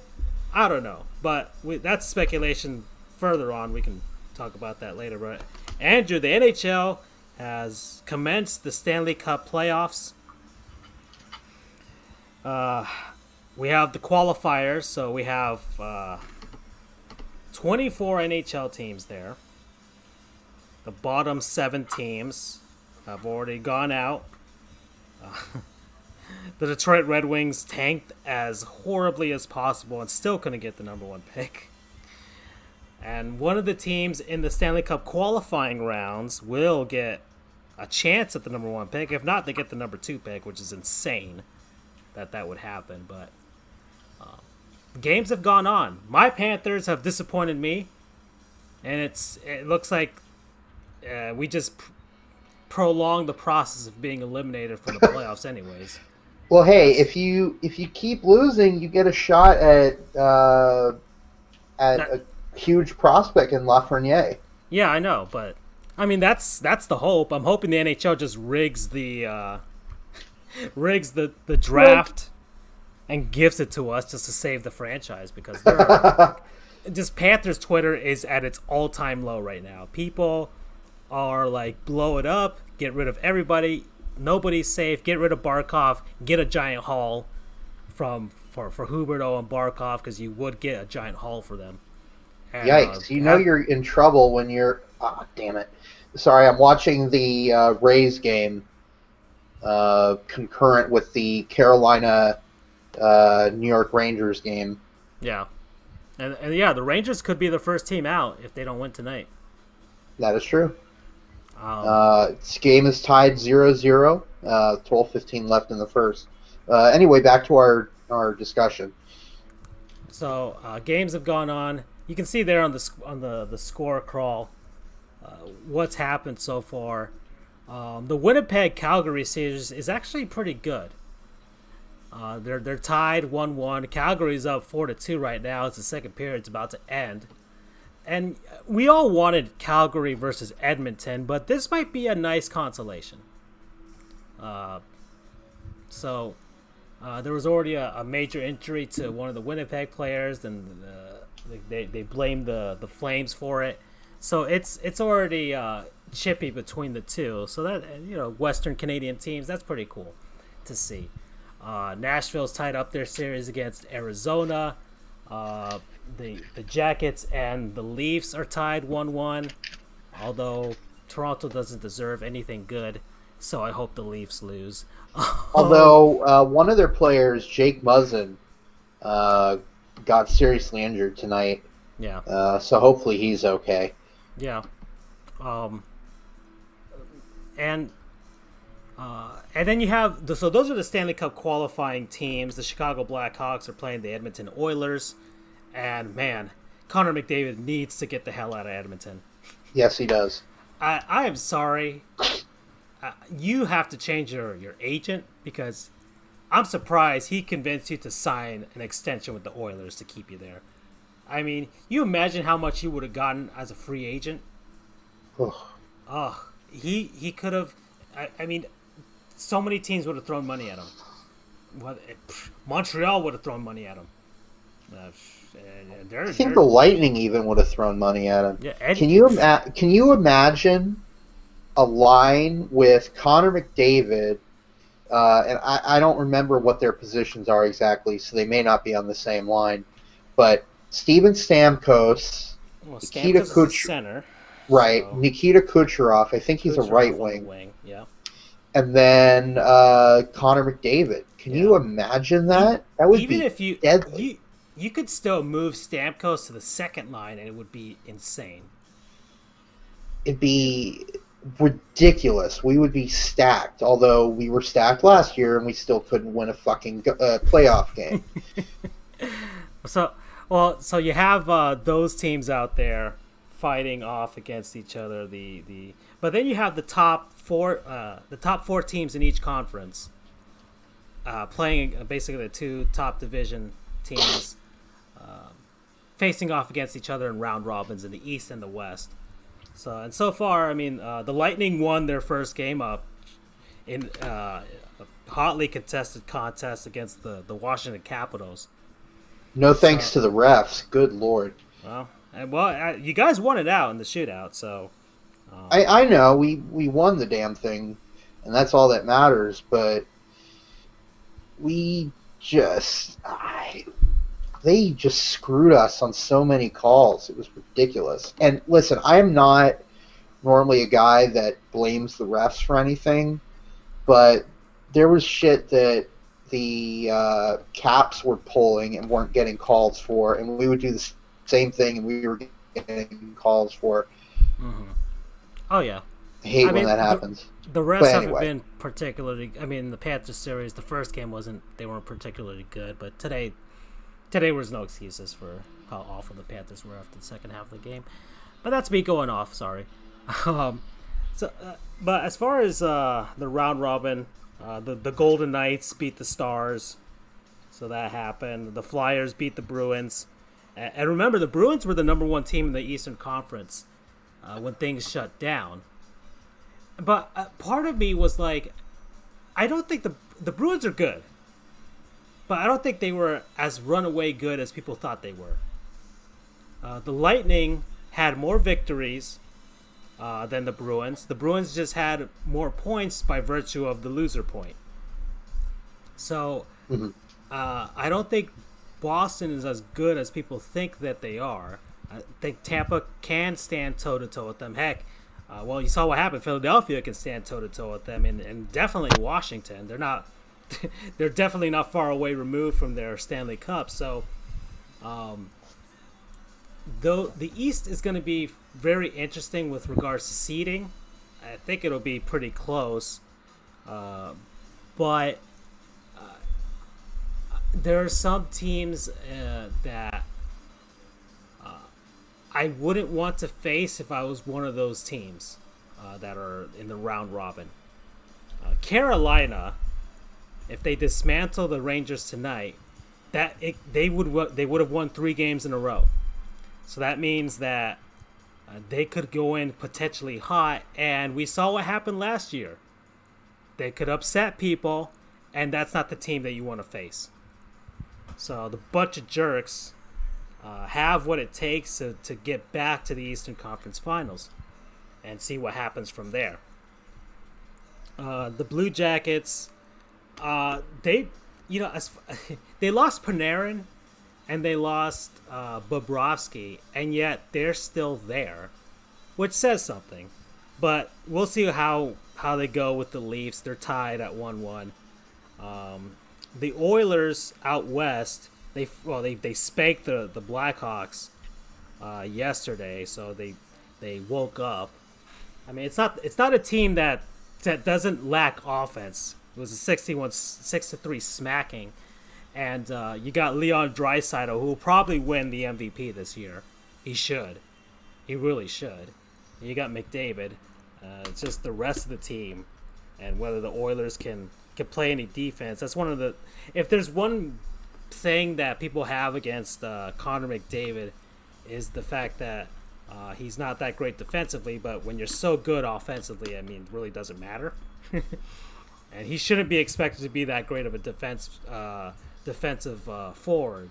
So there's that. The Penguins getting upset Game 1 against Montreal. That was a surprise, but they won 3-1 the next day. Anyways, I still think the Pens are going to win unless Montreal gets all the breaks and Carey Price stands on his head. That would be the only way Montreal could take out Pittsburgh in that series. Arizona, the Coyotes, I mean, they lost their GM just recently. He just walked away from the job. There might be something internal that happened there. I don't know, but we'll see what happens. But they're tied 1-1 with Nashville. With regards to hockey, I'm always cheering for my Sunbelt teams. So it sucks that they're pitted against Nashville. But alas, I still want if I had to choose between Nashville and Arizona, I want to see the Coyotes succeed. So I would go with them. And let me see the other series. I don't know if you want to pipe in here, Andrew, at some point, but What's up? Oh no, I'm just saying. I've been talking a while, so. And Colorado. Oh, did you see how Colorado won their first game against St. Louis? 0.1, not even 0.1 seconds. Yeah, that barely. was probably 1/100th of a second away. Oh my god, that was insane. I'll send the link to you after the show, Charles. But what happened was I forget who shot the puck initially. Hit the post, it bounced off, and it fell right into the crease, and then Nazem Kadri shovels the thing in, and it was I honestly could have made the call either way, because it looked like it was still on the line with 1/10 remaining. Right. And then the exact next frame, it was in the net entirely, but it was 0.0. So you have to wonder, kind of extrapolate what happened in that frame difference. And I mean, I think what worked in Colorado's favor was that it was the called goal on the ice. So you need indisputable video evidence to overturn. So I think in that regard it was a good call, but that was probably the closest goal I've ever seen in terms of time. So in hockey, unlike in basketball, if you get the last shot off and it's in the air, it'll still count if you make it in, even if time has expired. In hockey, you get that last shot off. If it doesn't cross the goal line, it's not going to count, even if you got the shot off and it's in the air. So Kadri's shot just past the goal line in the air with 0.1 seconds left to win them the game. So that's what happened with regards to that game. And there was some controversy in the Lightning Flames series in the Stanley Cup with that too. Kind of. It wasn't. It wasn't a time thing. It was a goal line did it go over thing. the line Right. thing. Yeah. But now, obviously, as a Lightning fan, you know my position on it. It was not a goal. Well, I'll explain it for Charles real quick.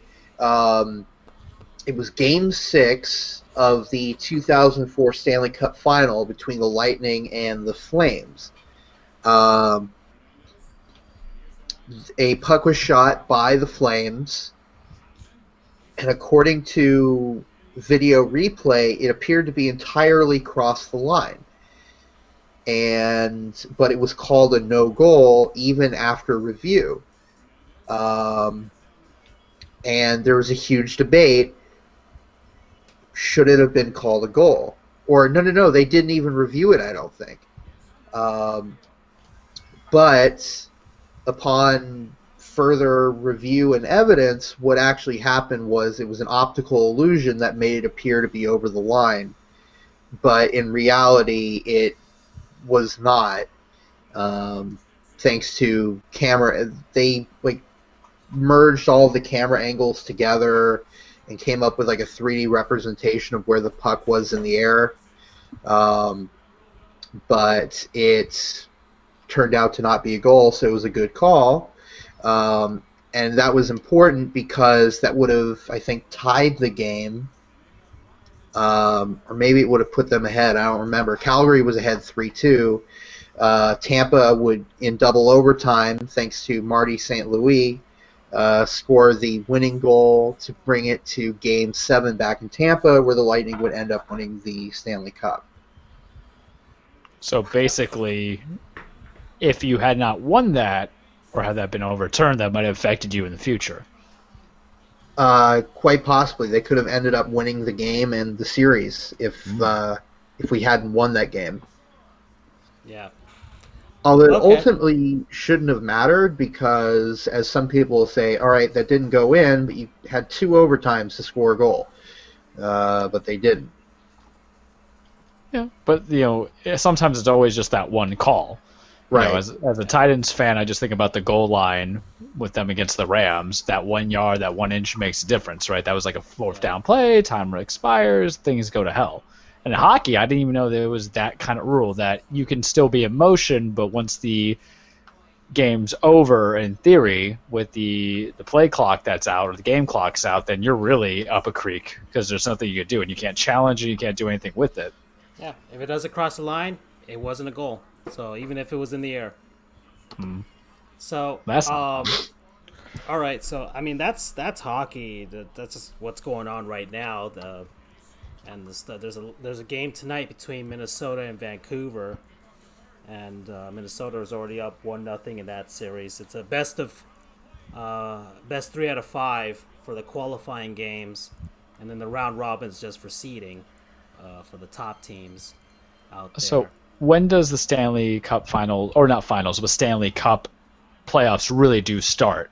I understand the play-in and the round robin, but when is it? Well, mostly everything's on the line kind of feel.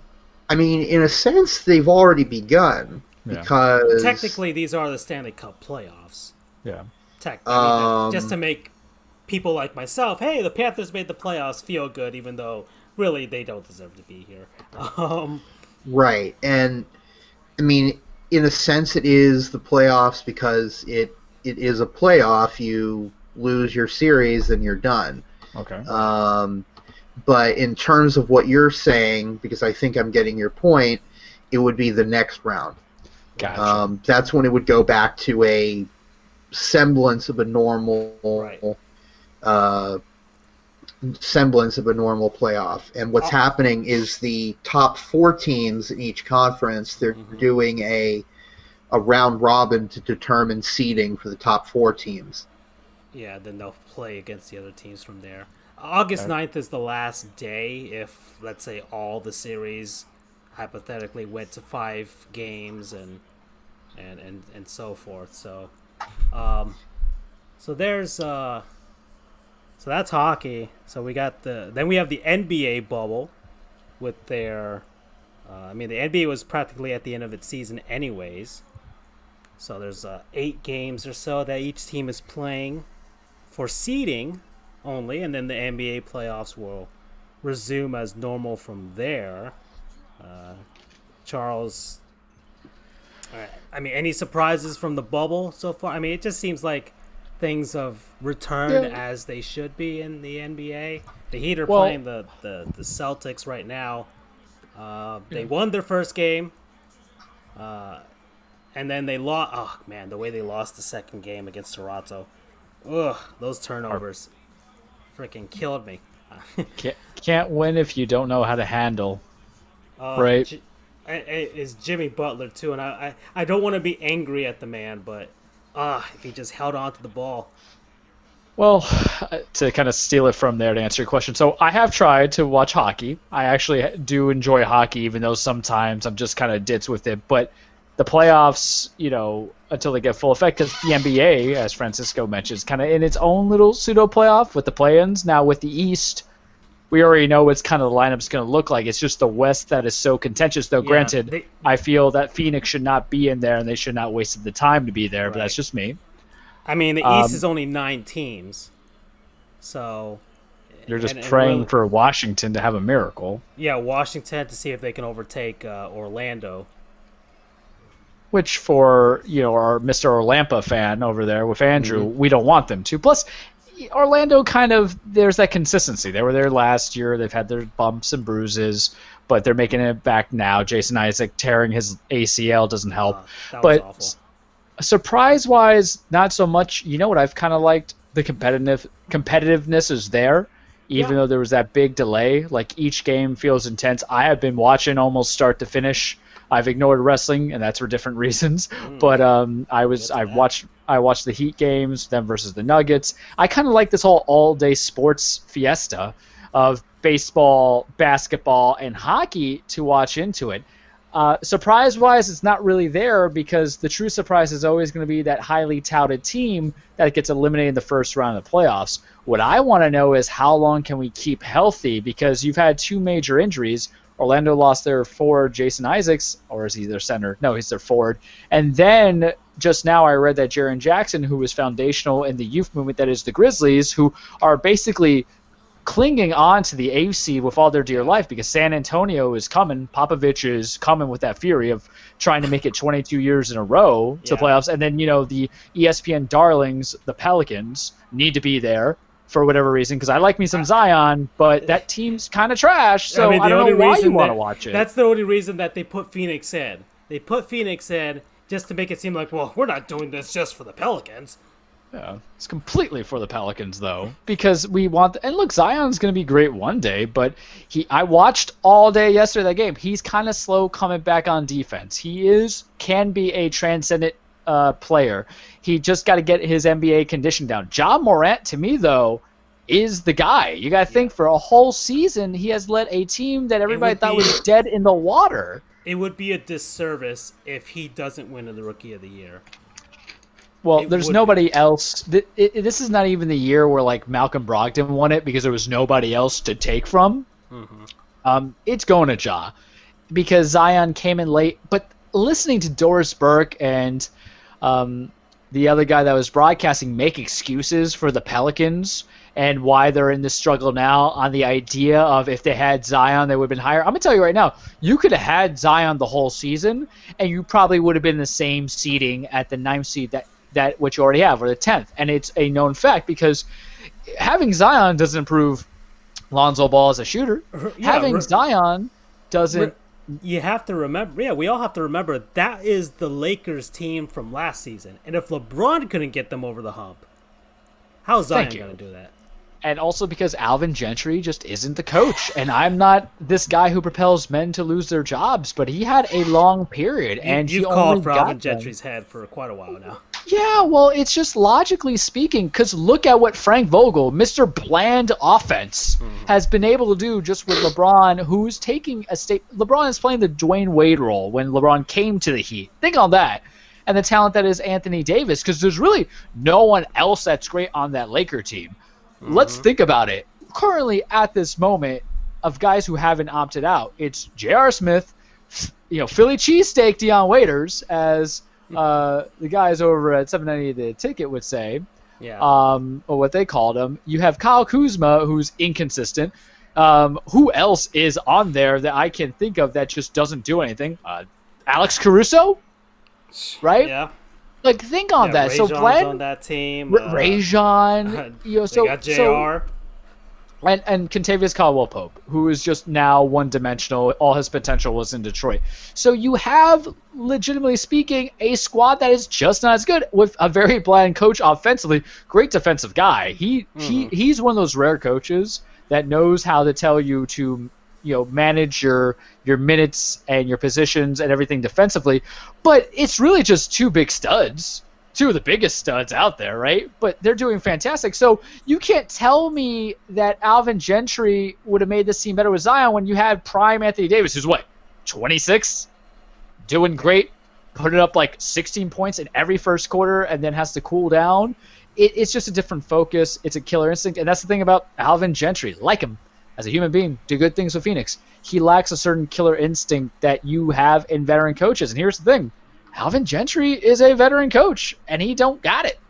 You know who has the veteran kind of like killer instinct as a coach? Greg Popovich. You would hope that New Orleans will.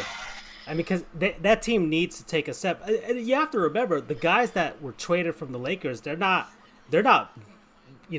seasoned veterans. They're just as young and inexperienced. So they might need a coach that could bring that out of them. The only other thing is you have Brandon Ingram on the Pelicans, who is going to be your most improved player, but organization-wise going forward, and this is what I always kind of say about basketball players, because you can't gauge this with hockey, and you definitely can't gauge it with football, which is completely a team sport, nor baseball. Is that player's number so ridiculously good because he's improved, or is that player's number so good because he's the only option you have? That's true. And yeah. I feel it is with Ingram because it's the same Brandon Ingram who was with that Laker team the last couple of years and couldn't hang with D'Angelo Russell, couldn't hang with Lonzo as being that guy, couldn't hang with LeBron, and then he had the aortic issue, which was blood clots. It put him out for a while. So I'm glad that he's healthy. He looks like he's a leader. I think Alvin Gentry knows how to use a singular piece to his benefit, which is what he's doing here. But I think it's just ridiculous because what happens is, and let's be fair here, the NBA should not even had a play-in. They should have said, hey, these are the 1 through 8s. Let's just go. And it would have made life a little bit easier because now you're extending the season, you're prolonging injury, you're delaying free agency for the following year. I've had gripes about it for the months, but it has been interesting. On the Heat side of things, to which the parafamiliars that Francisco and I share, I know we're probably going to get bounced in that first round or second round. The way that seeding comes in, we're probably going to get Philly. I will die about it because I've been crapping on Philly for 2 years now since we've been doing this show. Right now. No, we have Indiana. They're at the 4 seed. They're currently beating Boston by 7 right now. Got 6:40 left. So, never mind. By 5 now. So, if they can hang on, they'll pull a little closer to that 3 seed against Boston. They're not gonna reach the Raptors. They already lost to the Raptors. They're just not gonna reach number 2. If they get 3, then yeah, they'll face Philly. If they stay at 4, or if they drop to 5, or even they would face Indiana. I would take Indiana without a doubt. Given their injuries, it's a good team. It's a well-coached team, but it's just not. It would at least ensure that the Heat could at least make it to the next round. Make it a 5, even 6-game series if Indiana really plays hard, and make it there. Because after that, Brooklyn, Orlando, and Washington. God damn, why is Washington here? Just to justify it. Why are they there? It's a lot of trash, man. Oh my God! So yeah, why is Washington there? Okay, the West.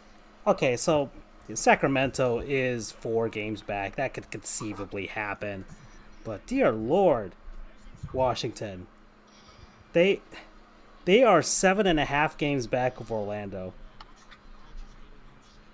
Yeah, they should have just left the East as it was. The West I can get, even with the whole Zion thing, but dear Lord. Okay. And yeah, I do kind of I get your because the NBA wasn't ready. They were all in on Zion Williamson this year with the marketing and all that stuff. They were all in on him, and he gets injured, virus happens, and Ja Morant is the one to steal the show, and they were ready to promote him. at all. Where does Zion come from? Duke. The school, right? The seminal school, and then where does Ja Morant go to for college? He went to Murray State. Yeah. What is the marketability? Because what happens is it's one of those few sports, just like college football. There's a lot of college football fans who don't like the pros. And guess what? There's a lot of college basketball fans who don't like the pros. So if you want to cross them over, it's bringing your favorite guys. And if you have that big Blue Devils, baby, who, because they think they're a factory that turns out a lot of great people.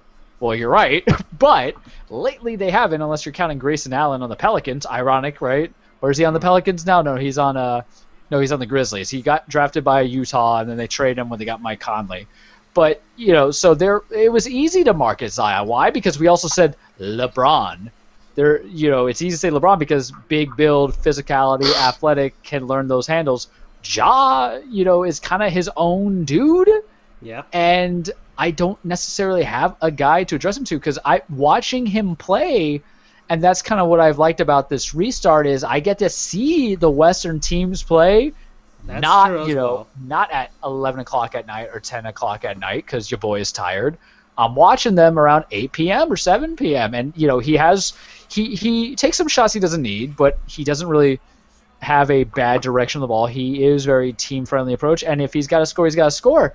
I mean, this could be your guy where a more athletic Tony Parker, maybe, or if he ends up in a couple of years get that seasoning, just like my cooking, he might become Mike Conley himself. There's some things I can think of. But if you go for Zion, I don't really think there's a doubt towards it, but if you really go for Zion, then just like everything else I say about the NBA, it's just a joke, so let's just laugh, right? But the NBA will be interesting. I think all the sports are really going to be interesting this year because I at least will say that the NBA will have a playoffs. Hockey will have a playoffs. I can't guarantee it to baseball, but hey, if the Yanks are going to finish being kings of nothing, I'll take it too. What are we doing about football? Because I know there's a small segment I want to touch upon it because there's things to build on, but I got a big old question on that. All right. Well, I don't know how long you guys want to go. We're at 1 hour and 57 minutes. I mean, supersize for additional 15 minutes is fine by me. I mean, you tell me, guys. Because there's some questions about the NFL, and there's definitely questions about college football. I'm good with whatever, guys. All right. Let's go to college then. All right. All right. I know, and we took you out with the NBA talk, so we're gonna bring it back in. Andrew, what's going down? I know that my beloved Seminoles will not take on those inbred Hicks in Gainesville this year for the first time in like more than half a century. Correct. So let me break it down. The NCAA are idiots. Mark Emmert is an idiot. They have no backbone. They can't manage or govern worth a damn. They suck. Tell us how you really feel, Andrew. So what they're saying is, we're going to leave it up to the individual conferences to decide what they want to do this season. So the ACC said, all right, we're going to do, I forget if it was 8 or 9 games. We're going to do I forget how many games. So we're going to do X amount of games in conference. Then we're going to have X amount of non-conference games. And the only catch is it has to be in your own state. It doesn't mean that it has to be at your stadium. But, like, for instance, FSU could play UCF in Orlando, or could play UCF at Orlando, or let's say East Carolina, which is based out of North Carolina, could Tallahassee and play FSU, but FSU couldn't go to ECU and play. So the long and the short of it is ACC teams have to be within their own state for the non-conference games. The SEC So in theory, FSU could have played Florida under that regulation. But the SEC said they're doing no non-conference games whatsoever. So that ends it right there. It's the first time in God knows how long, like you mentioned, that the two haven't played each other. Other conferences are doing their own. Every conference is doing its own thing. There's no semblance of uniformity anywhere. So far, none of the FBS or any of the FBS conferences have canceled football outright. D3 is all but going to cancel their football season because I think all but 2 of the conferences have canceled their football seasons altogether. So what's the point of having a D3 season if only 2 conferences are going to play? More conferences are announcing. The American Athletic Conference is announcing tomorrow. So we'll see how it goes. Personally, I don't think there should be a season at all. It's one of my friends came up with an interesting idea, which I would be okay with if the NCAA went this route or the conferences went this route. I'd be totally fine with. I think he suggested that each of the conferences create their own bubble in a city. So, like for example, his recommendation for my conference, the American Athletic Conference, would be go to New Orleans, because they have 3, possibly 4 stadiums there. You have Yeoman Stadium, which is where the Green Wave Tulane plays. You've of course got the Superdome, and then there are a couple of other stadiums there as well. There are cities all over the country where you have 2 or more stadiums that could fit football. It doesn't have to be a football stadium. It could be a soccer stadium. So his idea was each of the 10 conferences creates a bubble. If it was logistically feasible, I'd be all for it. Because I want there to be a college football season as much as the next guy. But I just don't see how it could work logistically because there's so many factors. More so than any of the pro sports. For one thing, pro sports have oodles and oodles of money. Right. To pay. Look, let's take the NHL for example. Well, not even. Let's go with the NBA because that would be the best corollary because they're all in one city. No, it would have to be something like the NHL. Let's take Vancouver, for example. The NHL has essentially rented out 2 hotels. 2 entire hotels they're renting out. And on top of that, they've created they've created barriers around the two hotels. Yeah, in Edmonton and Toronto, it's basically their own NHL zone. They practically own a couple of city blocks. It's a city within the city. No one goes in, or the only people that go in are hotel employees and restaurant people, but they are constantly tested. They interact with the players as little as possible. And aside from those, and they even have like essential workers, hotel workers. They are housed in the bubble. Yeah. And there's there are different levels of clearance, almost like in a government building of some sort. You have different security levels. So, like the players are like the top tier, and then you have other people from there, and they all have different levels of clearance of where they can and cannot go. Exactly. So now so there you've got 15 teams.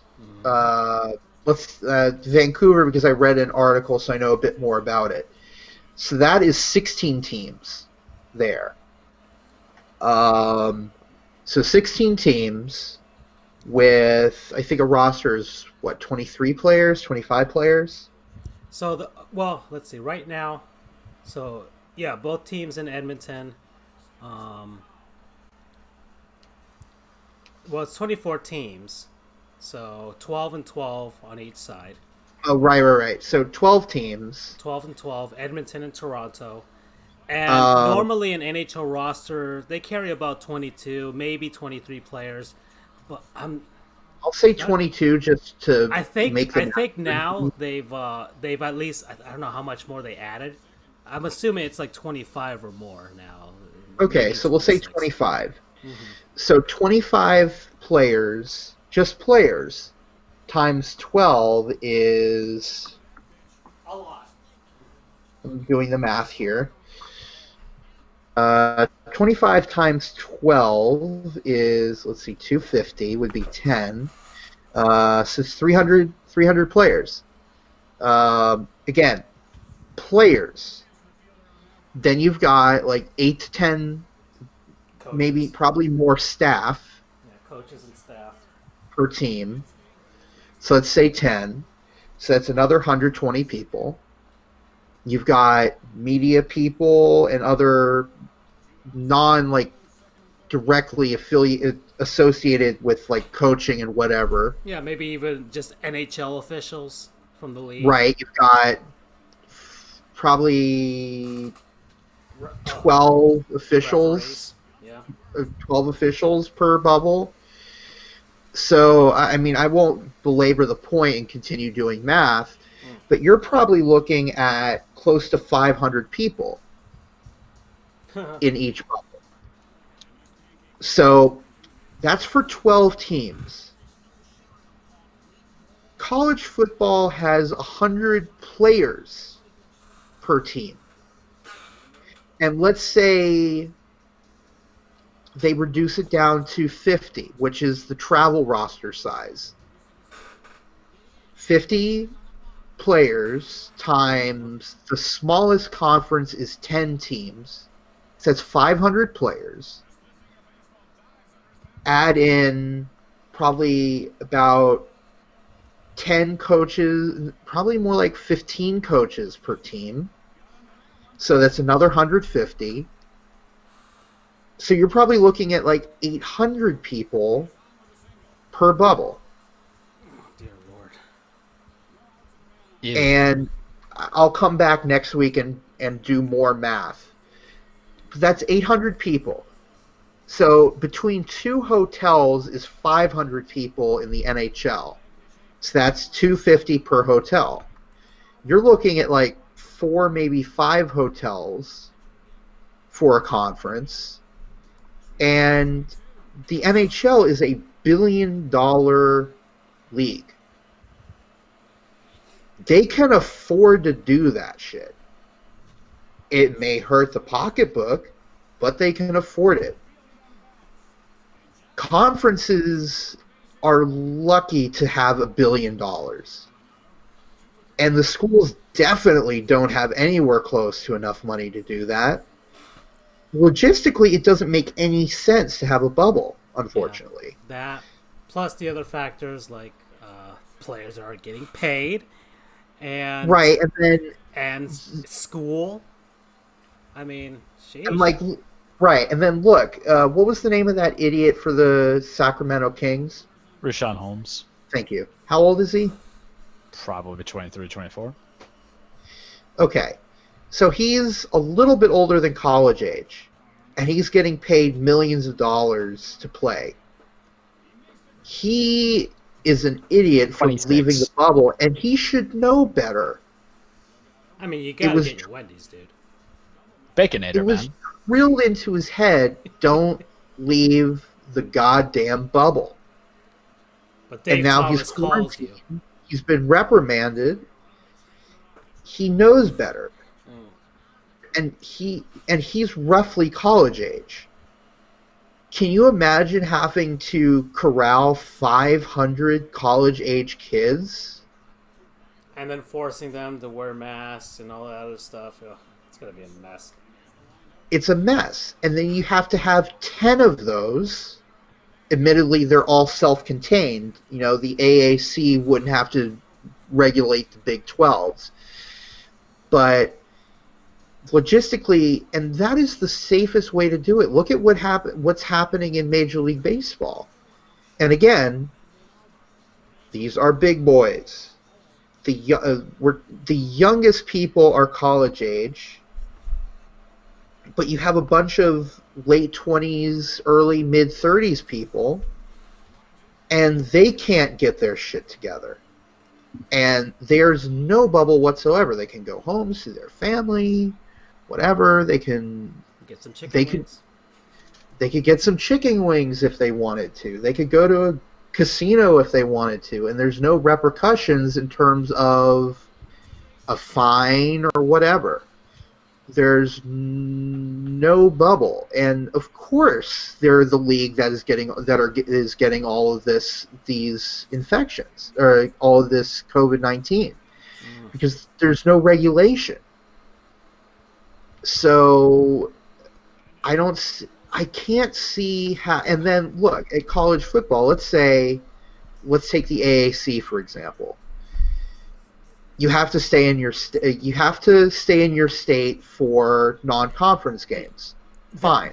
That idea. Hold on.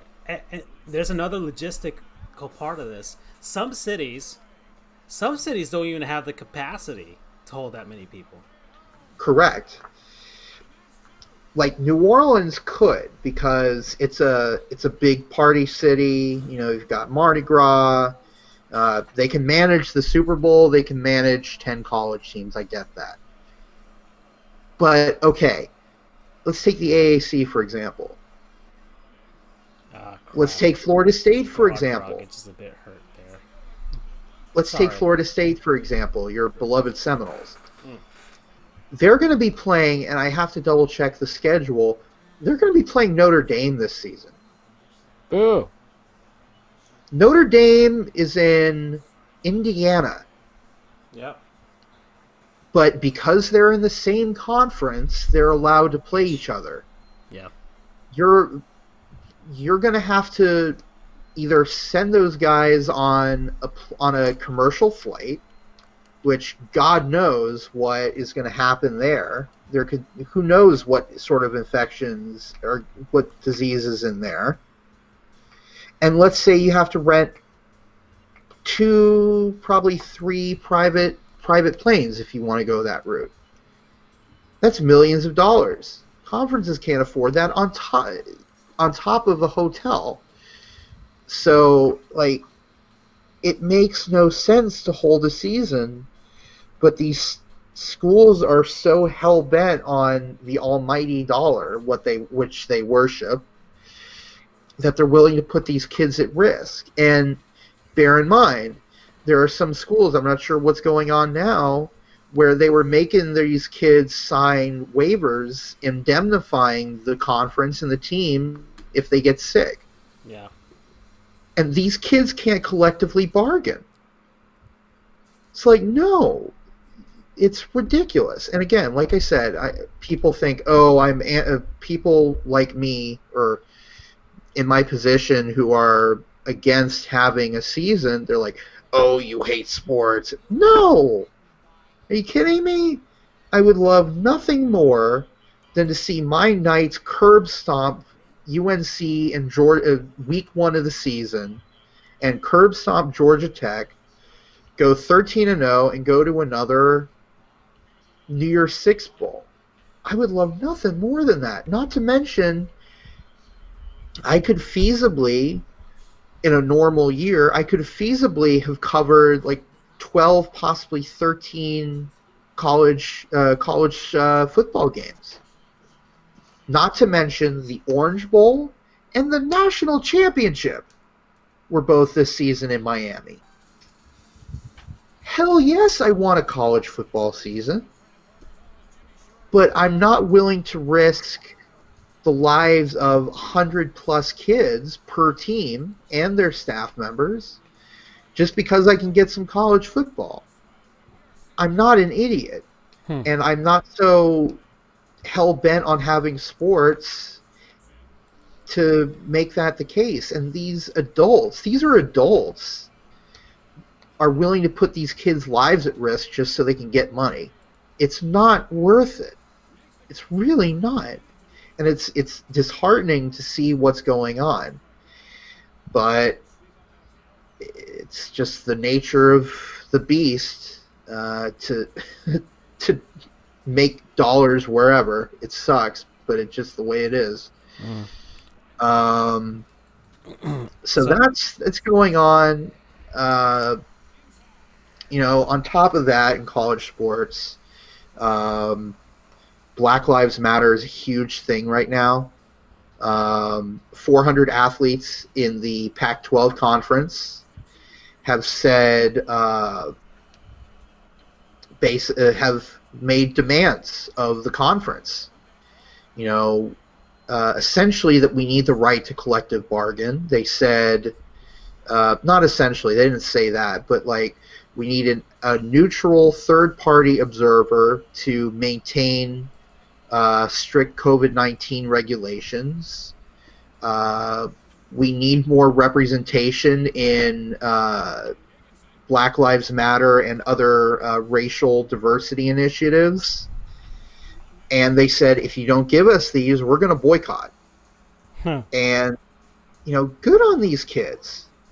It's about damn time. I don't want to say it's about damn time that they stood up for themselves because, when I was 22, I'd be scared shitless I was scared shitless to I don't know, challenge any sort of authority when I was 22.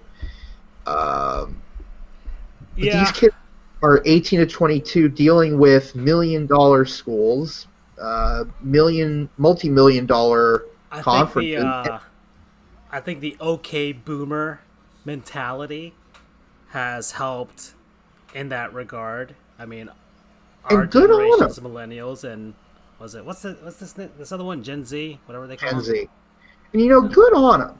I feel like we've kind of had it with our elders and stuff. So yeah, I'm mad as hell, and I ain't gonna take it no more. Yeah, absolutely, and good for them. And unfortunately, they're getting pushback. Like, I forget his first name, but last name is Rolovich. He's the current head coach, the new head coach from Washington State. Came out. There was a tape recording of him released, talking with a player, released yesterday. Is that the one where he's like, "Oh, don't join the Unity group"? Basically, yes. He said the kid called to let the coach know that he was going to opt out of the season due to COVID-19 concerns. But then he also, the player previously had expressed his support for the that unity movement in the Pac-12. Wazoo is in the Pac-12, and the coach more or less said, if you're opting out because of this protest, you're not going to be on the team any longer. So there is pushback against these kids, which is unfortunate because they're not asking for that much. I mean, numerically wise, yes. But in terms of being decent, they're not asking for that much. I mean, but so many college football coaches outside of professionals in general have a superiority complex and stuff like that. No question. Some of them No get question. their rocks off from being the guy, and nobody can tell them what to do. That's why it's hard for so many college coaches to transition to the pros, because a pro player can basically tell them to go F themselves. So Right. So, I don't think we I don't have know. enough time for this, man. There's so It's much. a sneak preview for next week. Oh no, Yeah, we can sorry- talk about football sorry it next took week so because we long. haven't even got to the NFL. Yeah, sorry That's it took a so whole long on that. It's just a lot happened. You are mad as hell, and you cannot. Yeah, I can hear your anger, and how some things are transpiring here.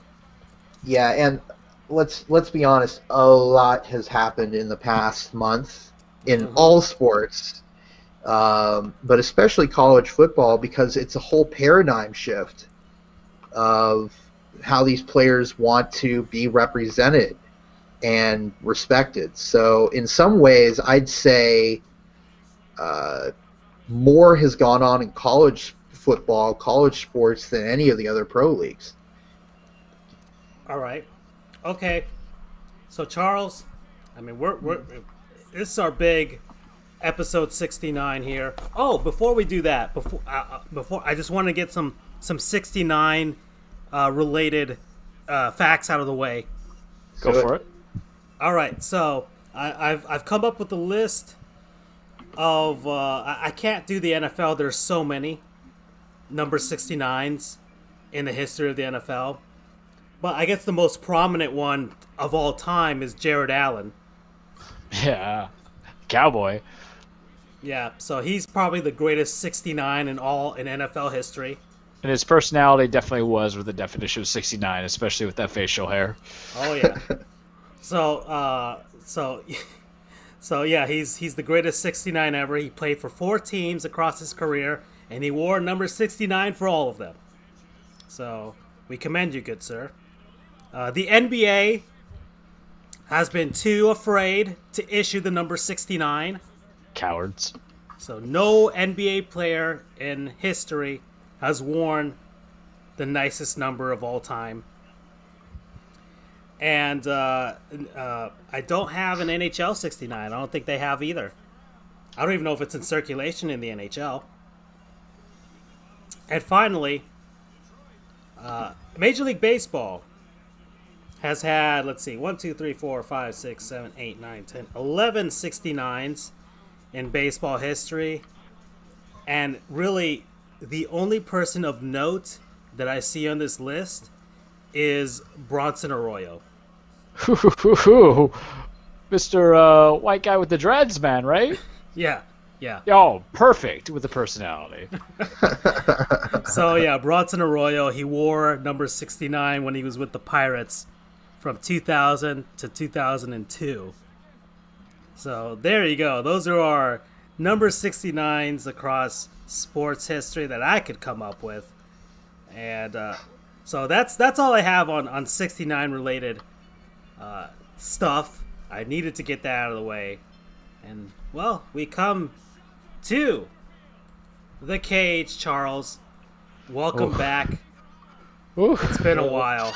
It has been a while. So, like all things, as the sun rises to the east and sets in the west, and the soul of Vince McMahon is eternal, as is the cage with Charles. Time to put the disclaimer out, even though we took a month off. Welcome, everybody, to your weekly Truplex, The Cage with Charles. As we know, wrestling is not fake. It is scripted. It is a dance. It is a ballet, contrary to Billy Graham and what he says about that. It is basically the story about men or women chasing championships, blood feuds, romance, reunions, friendships, what have you. And boy, let me tell you, there's a lot popping in the wrestling world, gentlemen. And when you say Charles, what do you mean by popping? I'm talking about, like, it ain't just a WWE, AEW world anymore. That monopoly that they had during the COVID stuff. COVID's still around, but during the COVID stuff, it's kind of lessened a little bit because New Japan's back. I got some gripes there. Impact Wrestling is seeing some success, but there's still some gripes where. But you're saying, Charles, you took a month off. You went to go write the holy scripture of wrestling. Your determination, the biggest review. Your Cisco and Ebert with your thumbs up, thumbs down kind of thing. And to put my best Bill Burr impression, It's really bad, guys. It's really Oh, bad God. right now. It's so terrible. Oh God.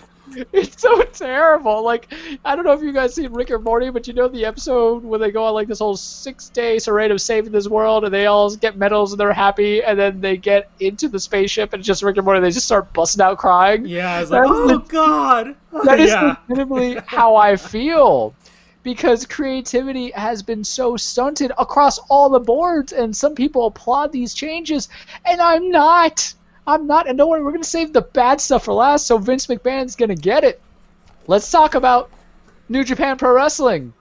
You guys know that's a little bit of the darling. I say if you want great professional wrestling, matches-wise, watch a little bit of that. I've sent you guys some clips. You get a mixture of the Japanese-bred trained guys there. You get the international flavor from the American wrestlers. Moxley's a U.S. champion there. Juice Robinson's heading up some stuff there. Jericho pops in every now and then. It was good stuff, right? They've been making some bad choices during their return. As you know, my boy, Tetsuya Naito, head of Los Ingobernables de Japón. There, I said it without finally getting my tongue twisted. He was double champion. The New Japan. I don't know if you can see this tweet on the screen, Charles. Oh my God, it's perfect. Yes. Love how New Hiroki Japan a month Tanahashi. ago was like, hey everyone, we're coming back to bring you joy with New Japan Pro Wrestling, and now we're left like this. That is literally how I feel. So let's talk about this. So we had mentioned it last time. Naito, double champion, wins at Wrestle Kingdom, beats Kodo night 1, beats Okada night 2. You're like, oh great, this is great. He's getting his legitimate push. This is fantastic because Gato's usually a bad booker because all he loves is everything Bullet Club. Remember, Bullet Club is the NWO knockoff. It was originally this Gaijin unit, Gaijin being outside forces of international guys. It's where Finn Balor came from, AJ Styles, Kenny Omega, Cody Rhodes. Those guys are out there in the Americas. That was their kind of group. And so it's like, all right, Naito, you're doing this for Los Ingobernables. We're doing this, right? So they come back. They had their little cup. They always have like a World Cup thing going on. That's why I call it for championships. So Naito's boy, Evil, wins it. So what happens is, because everything is a stable or a faction. I got to explain that in New Japan. So you have Bullet Club, you have Chaos, you have Los Ingobernables, and then you have Suzuki Gun, my boy Minoru Suzuki wrecking some shit. And then so Evil wins the tournament, and it's like, hey, and Naito comes out, he's like, yo boy, you're my boy, but we're gonna do this like men. So they go to do the Los Ingobernables sign, and then all of a sudden Evil just does the 2-sweet that's known for the Bullet Club, and then turns heel. And I'm like, oh, okay. So now you're gonna have Evil, his wrestling name is Evil, EVIL, capitals, going against Naito, so you're actually putting story, because that's the complaint I always have about New Japan. It does not have the entertainment value of like typical professional wrestling, but if we're going to go down this line, I'm all for it. Because I remember talking to my buddy, I'm like, there's no way Evil's going to win. There's no way. That's not happening. But what happened at Dominion? God on my soul? Out of nowhere. He wins. There's interference. Then Dick Togo, a former WCW wrestler, but also a Japanese legend, I don't know enough about him, helps Evil interfere. So you have a guy who at best might be at Intercontinental thing at level for mid-card for the Intercontinental Championship is now your double champion. And poor Naito pissed away. And why? Because Evil is now the leader of the Bullet Club, and now he's double champion because we all have to make the Bullet Club cool. And I get the logic of like, okay, we don't have the international wrestlers because Jay White, who is leader of the Bullet Club, he's in Australia, I think he's Australia, New Zealand, so he can't come over because of travel restrictions, all this stuff. So you have to go make new stars. I get it, but man, it wasn't good. It doesn't go there because one, you're pissing on Naito, who was the one who created this inception of double champions, and they don't do that often in New Japan unless you're a tag champ, in addition with a singles champion. And Evil's still kind of not great in the ring to lead the brand, so you got to make new stars. But bruh, what you doing? Because now they're going to have at Summer Struggle the rematch, but I don't think you're going to drop Evil from the title so quickly, so now Naito just gets pissed away. So why is it that you're always inconsistent? The guy is gold. New Japan. Awful. Over at Impact, they had Slammiversary. Fatal 5-Way, declared vacant champion because they fired Tessa Blanchard, who didn't want to come over and continue. So, her whole story was she was the first female champion to cross over into the male championship and win that stuff. And Eddie Edwards wins, and on that night, like all of the releases from WWE in the Black April or Black Monday, whatever you want to call it, of firings happened. They came over. You had Brian Myers, who is Kurt Hawkins, coming over. Eric Young came back. EC3 came back. All these guys came back. Good for them. Let them try. They're trying, and you need diversity. You want to see good wrestling, and sometimes even if it's a weaker promotion, you might get some good wrestling in there. AEW, oh man, I'm not feeling it. I'm not, like, part of me feels it, and part of me doesn't feel it. And Cody, if you're hearing me out, I still watch your show. NXT still gets a little bit of my love. I still do your YouTube stuff. But, you know, I need more consistency in your main event. I need you to establish some main event pushers. Because first things you do is, unfortunately, John Moxley's wife, Renee Young, she got COVID. John quarantined. He couldn't be there, so you didn't have anybody kind of push that main event scene. You gave Ryan Cage, who basically looks like, you know, Wolverine on steroids with an additional 10 feet on him, you know, be the contender, and he was like now the FTW champion, which is Taz. So Taz is a good mouthpiece, but then they had a match, and then they broke the match, or they had Taz throw in the towel, so they might rematch it, and I'm just not feeling it because I think Cage got the push too much. The tag titles are still interesting. Kenny Omega and Adam Page are going to be very interesting to me until they lose those belts because one of them's turning heel and for it. But now, like, what are you doing? Are you trying to catch grab? Are you stalling? What are you doing with Jericho? Right now you have him feuding with Orange Cassidy, and I love me some Orange Cassidy. The guy is basically like sloth-style wrestling where he's lazy. But, you know, we need engagement because Jericho is still kind of like that main event scene because really I only got like 2 or 3 names I could think of. And you're not helping me be invested into your complete 2 hours. Instead, what's happening, the product that's available, it's not stale, it's limited. Very different quality. There's a certain brand that's being stale right now. We'll talk about that when it comes, because it's coming. But I feel that, you know, you got to find a way to get the wake-up call. And part of it might be a limitation of the roster that's in use. However, they're doing a women's tag tournament, the Deadly Draw, as they call it. It'll be interesting. Single eliminations coming into it. Maybe that might be what they need. Moxley, I'm kind of done with you, bro. I was hoping you come in, but I'm not ready for you as AEW champion. I think your run has been hurt severely. I'm all about Maxwell Jacob Friedman, a.k.a. MJF. I sent you guys that fire promo. It was delicious about he's giving the State of Union Wrestling, where he's incidentally calling out Moxley, saying that wrestling can't, or this brand at AEW can't get bigger because you have the old guard from a different place run around like babies complaining. But this is the problem. You can't necessarily cross feud, in my opinion, because Brian Cage is still beefing with John Moxley for the title, and now somebody else is asking for Moxley for the title at a pay-per-view that's happening in September. You got to get some linear stories unless we're going to do a triple threat, and I don't think they're going to do any triple threats yet. Also, there was a very worthy spot between Darby Allin and Ricky Starks, where Darby had thumbtacks attached to a skateboard, and he did the coffin drop onto Ricky Starks' back. Here's the thing. When I was a youngin', I loved me some blood and guts and all that stuff. Now, as an adult, I barely like a hangnail. Ricky Starks, you the real MVP for taking that. AEW, I don't think I needed that. I don't know, but I'm hoping that we get through this mud together. I always like alternatives because it's going to push Vince to panic. And when Vince panics, he either fails or he might make a good product. It's basically me having to Christmas shop or birthday shop at the 11th minute or the 11th hour, and somehow I make a miracle happen. So AEW, there's some potential. Now it's time for the King Petty to come out here. Vincent Kennedy McMahon, what the hell are you doing? Because I was like, all right, we're going to be good. And then last night at Raw, Shane McMahon's on my screen. We don't want Shane McMahon on my screen. And for the entire 3 hours, and mind you, I was only flipping and watching bits of it because I was ironing my dress shirts, and then also there was a commercial in the NBA, and they're like, oh, Shane McMahon has an announcement. I'm like, a new stable? You guys don't do stables that well. You're inconsistent with the booking. So, gentlemen, allow me to introduce to you a concept that cannot get more like vomity in my mouth for the sake of professional wrestling. Raw Underground? You know, I believe that's what we're calling it, or anything. It's kind of like a Fight Club-esque, very like wannabe Dave Fincher of David Fincher, the director of Fight Club, went to go do porn. Where the thing is, where there's not going to be a lot of rules there, and they try to make it seem like it, and I hope you can bring up from the Twitter about what they have going on there, where they're in like this. Here. I'm like, this very grimy kind of setting where the guys are going to beat the hell out of each other. It's like a shoot style kind of wrestling, MMA kind of feel to it, and it's Vince's flavor of the week because ratings are down. Vince, you got to understand, buddy.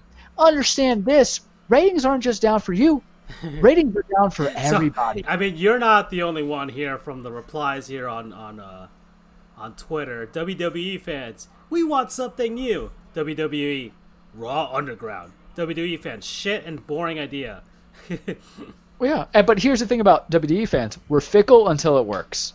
Because the thing is, I said the same thing about the 24/7 title, and there was a part of it where I found it was entertaining. Why? Because the wrestlers make it funny. The wrestlers make it compelling. The wrestlers make it interesting. Your idea of having an underground match would have been so much better if you implemented it into a feud, a blood feud, where two guys or two gals want to beat the holy crap out of each other, and then you say, we're doing this. You want to know how I know that works? Because there's a Lion's Den match with Ken Shamrock and Owen Hart circa 1997 or 1998. I believe it was 1997. Where Owen basically went heel on Ken, tried to bake his ankles, and then Dan Severino had to play as a ref, and it was this dungeon fight, and it was great because Ken Shamrock was an MMA fighter, and Owen Hart was trained in the Hart Dungeon. You can have these cool ideas. You recently had one with Timothy Thatcher and Matt Riddle with your fight pit on NXT. Here it says nearly 100,000 viewership rose just because people were like, what the hell is wrong?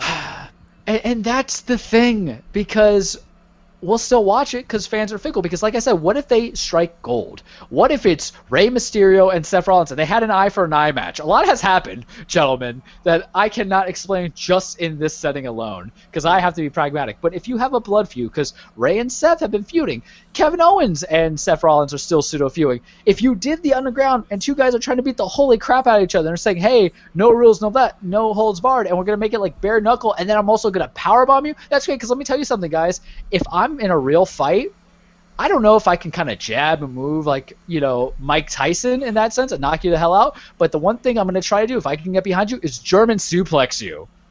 That's where it kind of makes sense in a pit or in a fight or anything on the ground. And then they're doing this, and I just hate Vince because I can't have nice things. Because on the negative side, it's not even just that. Bayley and Sasha have all the gold. My girl Asuka just can't have credibility as a champion anymore. So it gets personal because fickle, as you know, that when wrestlers I like get crapped on, because for Vince's logic, which cannot be explained, it's just like the mysteries of the world. How were we made? Was it really Big Bang Theory? It comes down to Vince McMahon, what do you like? What do you do?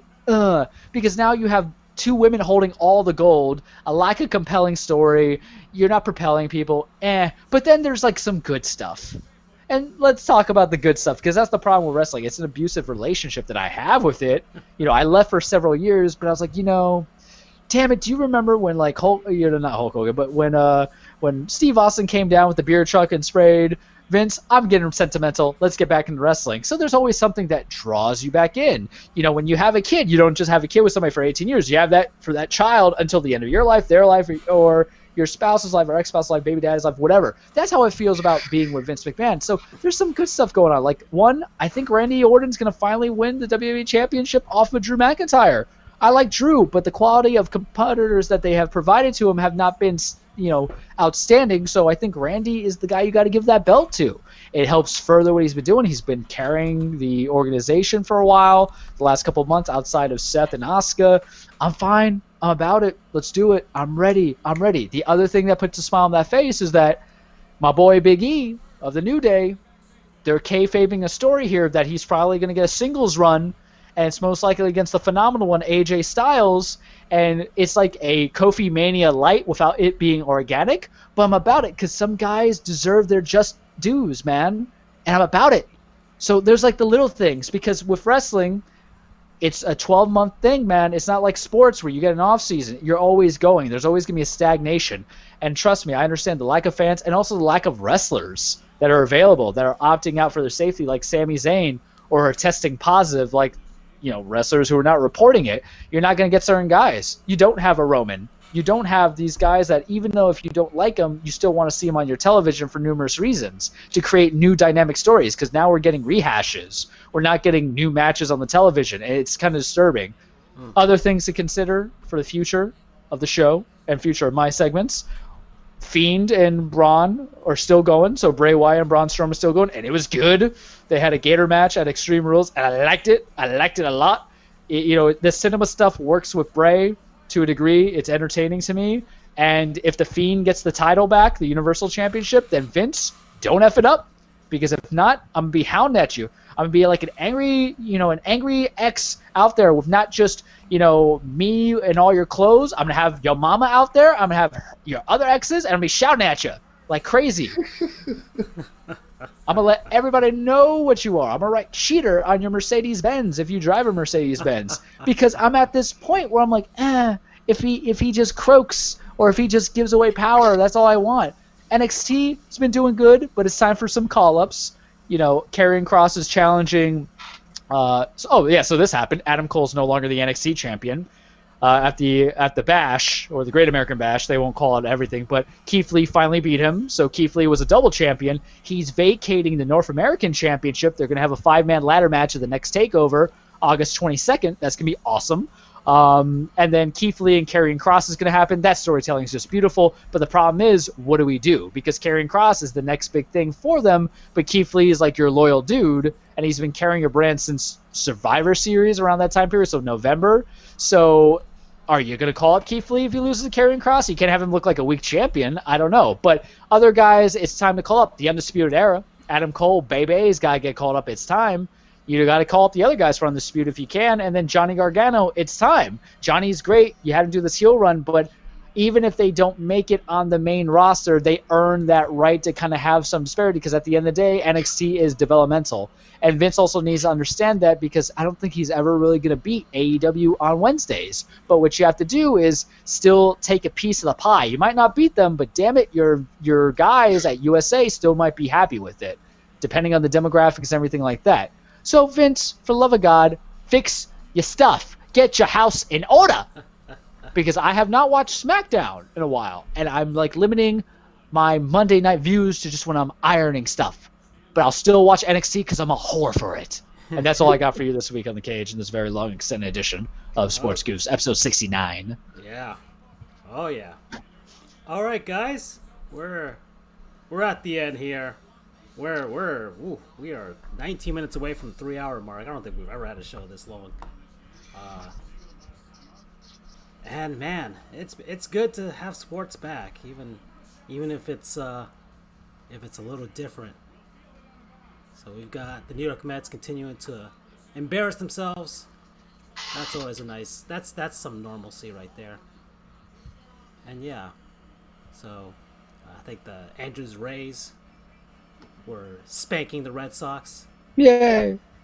That was good. The Marlins are up 1-0 right now in Baltimore. On the bottom of the screen there, that's great to see. And NBA basketball. The Brooklyn Nets defeated the Milwaukee Bucks. What the hell was that? They have nobody on that team. And Everybody's Jenny injured or Fowler's opted out here saying he likes Seth Rollins. I love me some Seth Rollins. Seth has been carrying it, man. Oh yeah. And yeah, I mean, if you listen, look back at our old episodes. Charles got the scoop on wrestling. That's for sure. He is legit guru there. But I think this is it, dudes. We'll call it a night. We'll be back next week for not so exciting 70th episode of Sports Goofs. At least not sounding, like 69 is just awesome. So we'll be back nice. We'll be back for episode 420. That's gonna be a great one. Yeah, that'll be a great one. Yeah, it'll take a couple years, but we'll get there. Well, gentlemen, I'm done. I'm out. I'm gonna watch this Marlins game. Hopefully we win, and screw COVID-19. Amen to that. Take care. All right, peace out, y'all. Yep. Astros are trash. Oh yeah, they're winning 3-0, but they're still trash.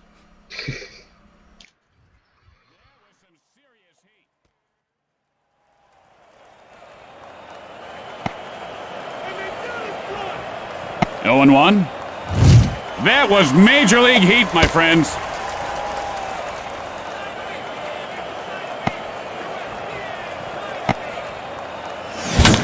Lines it, foul. And he's in the hole 0-2. I don't know if this guy's got answers.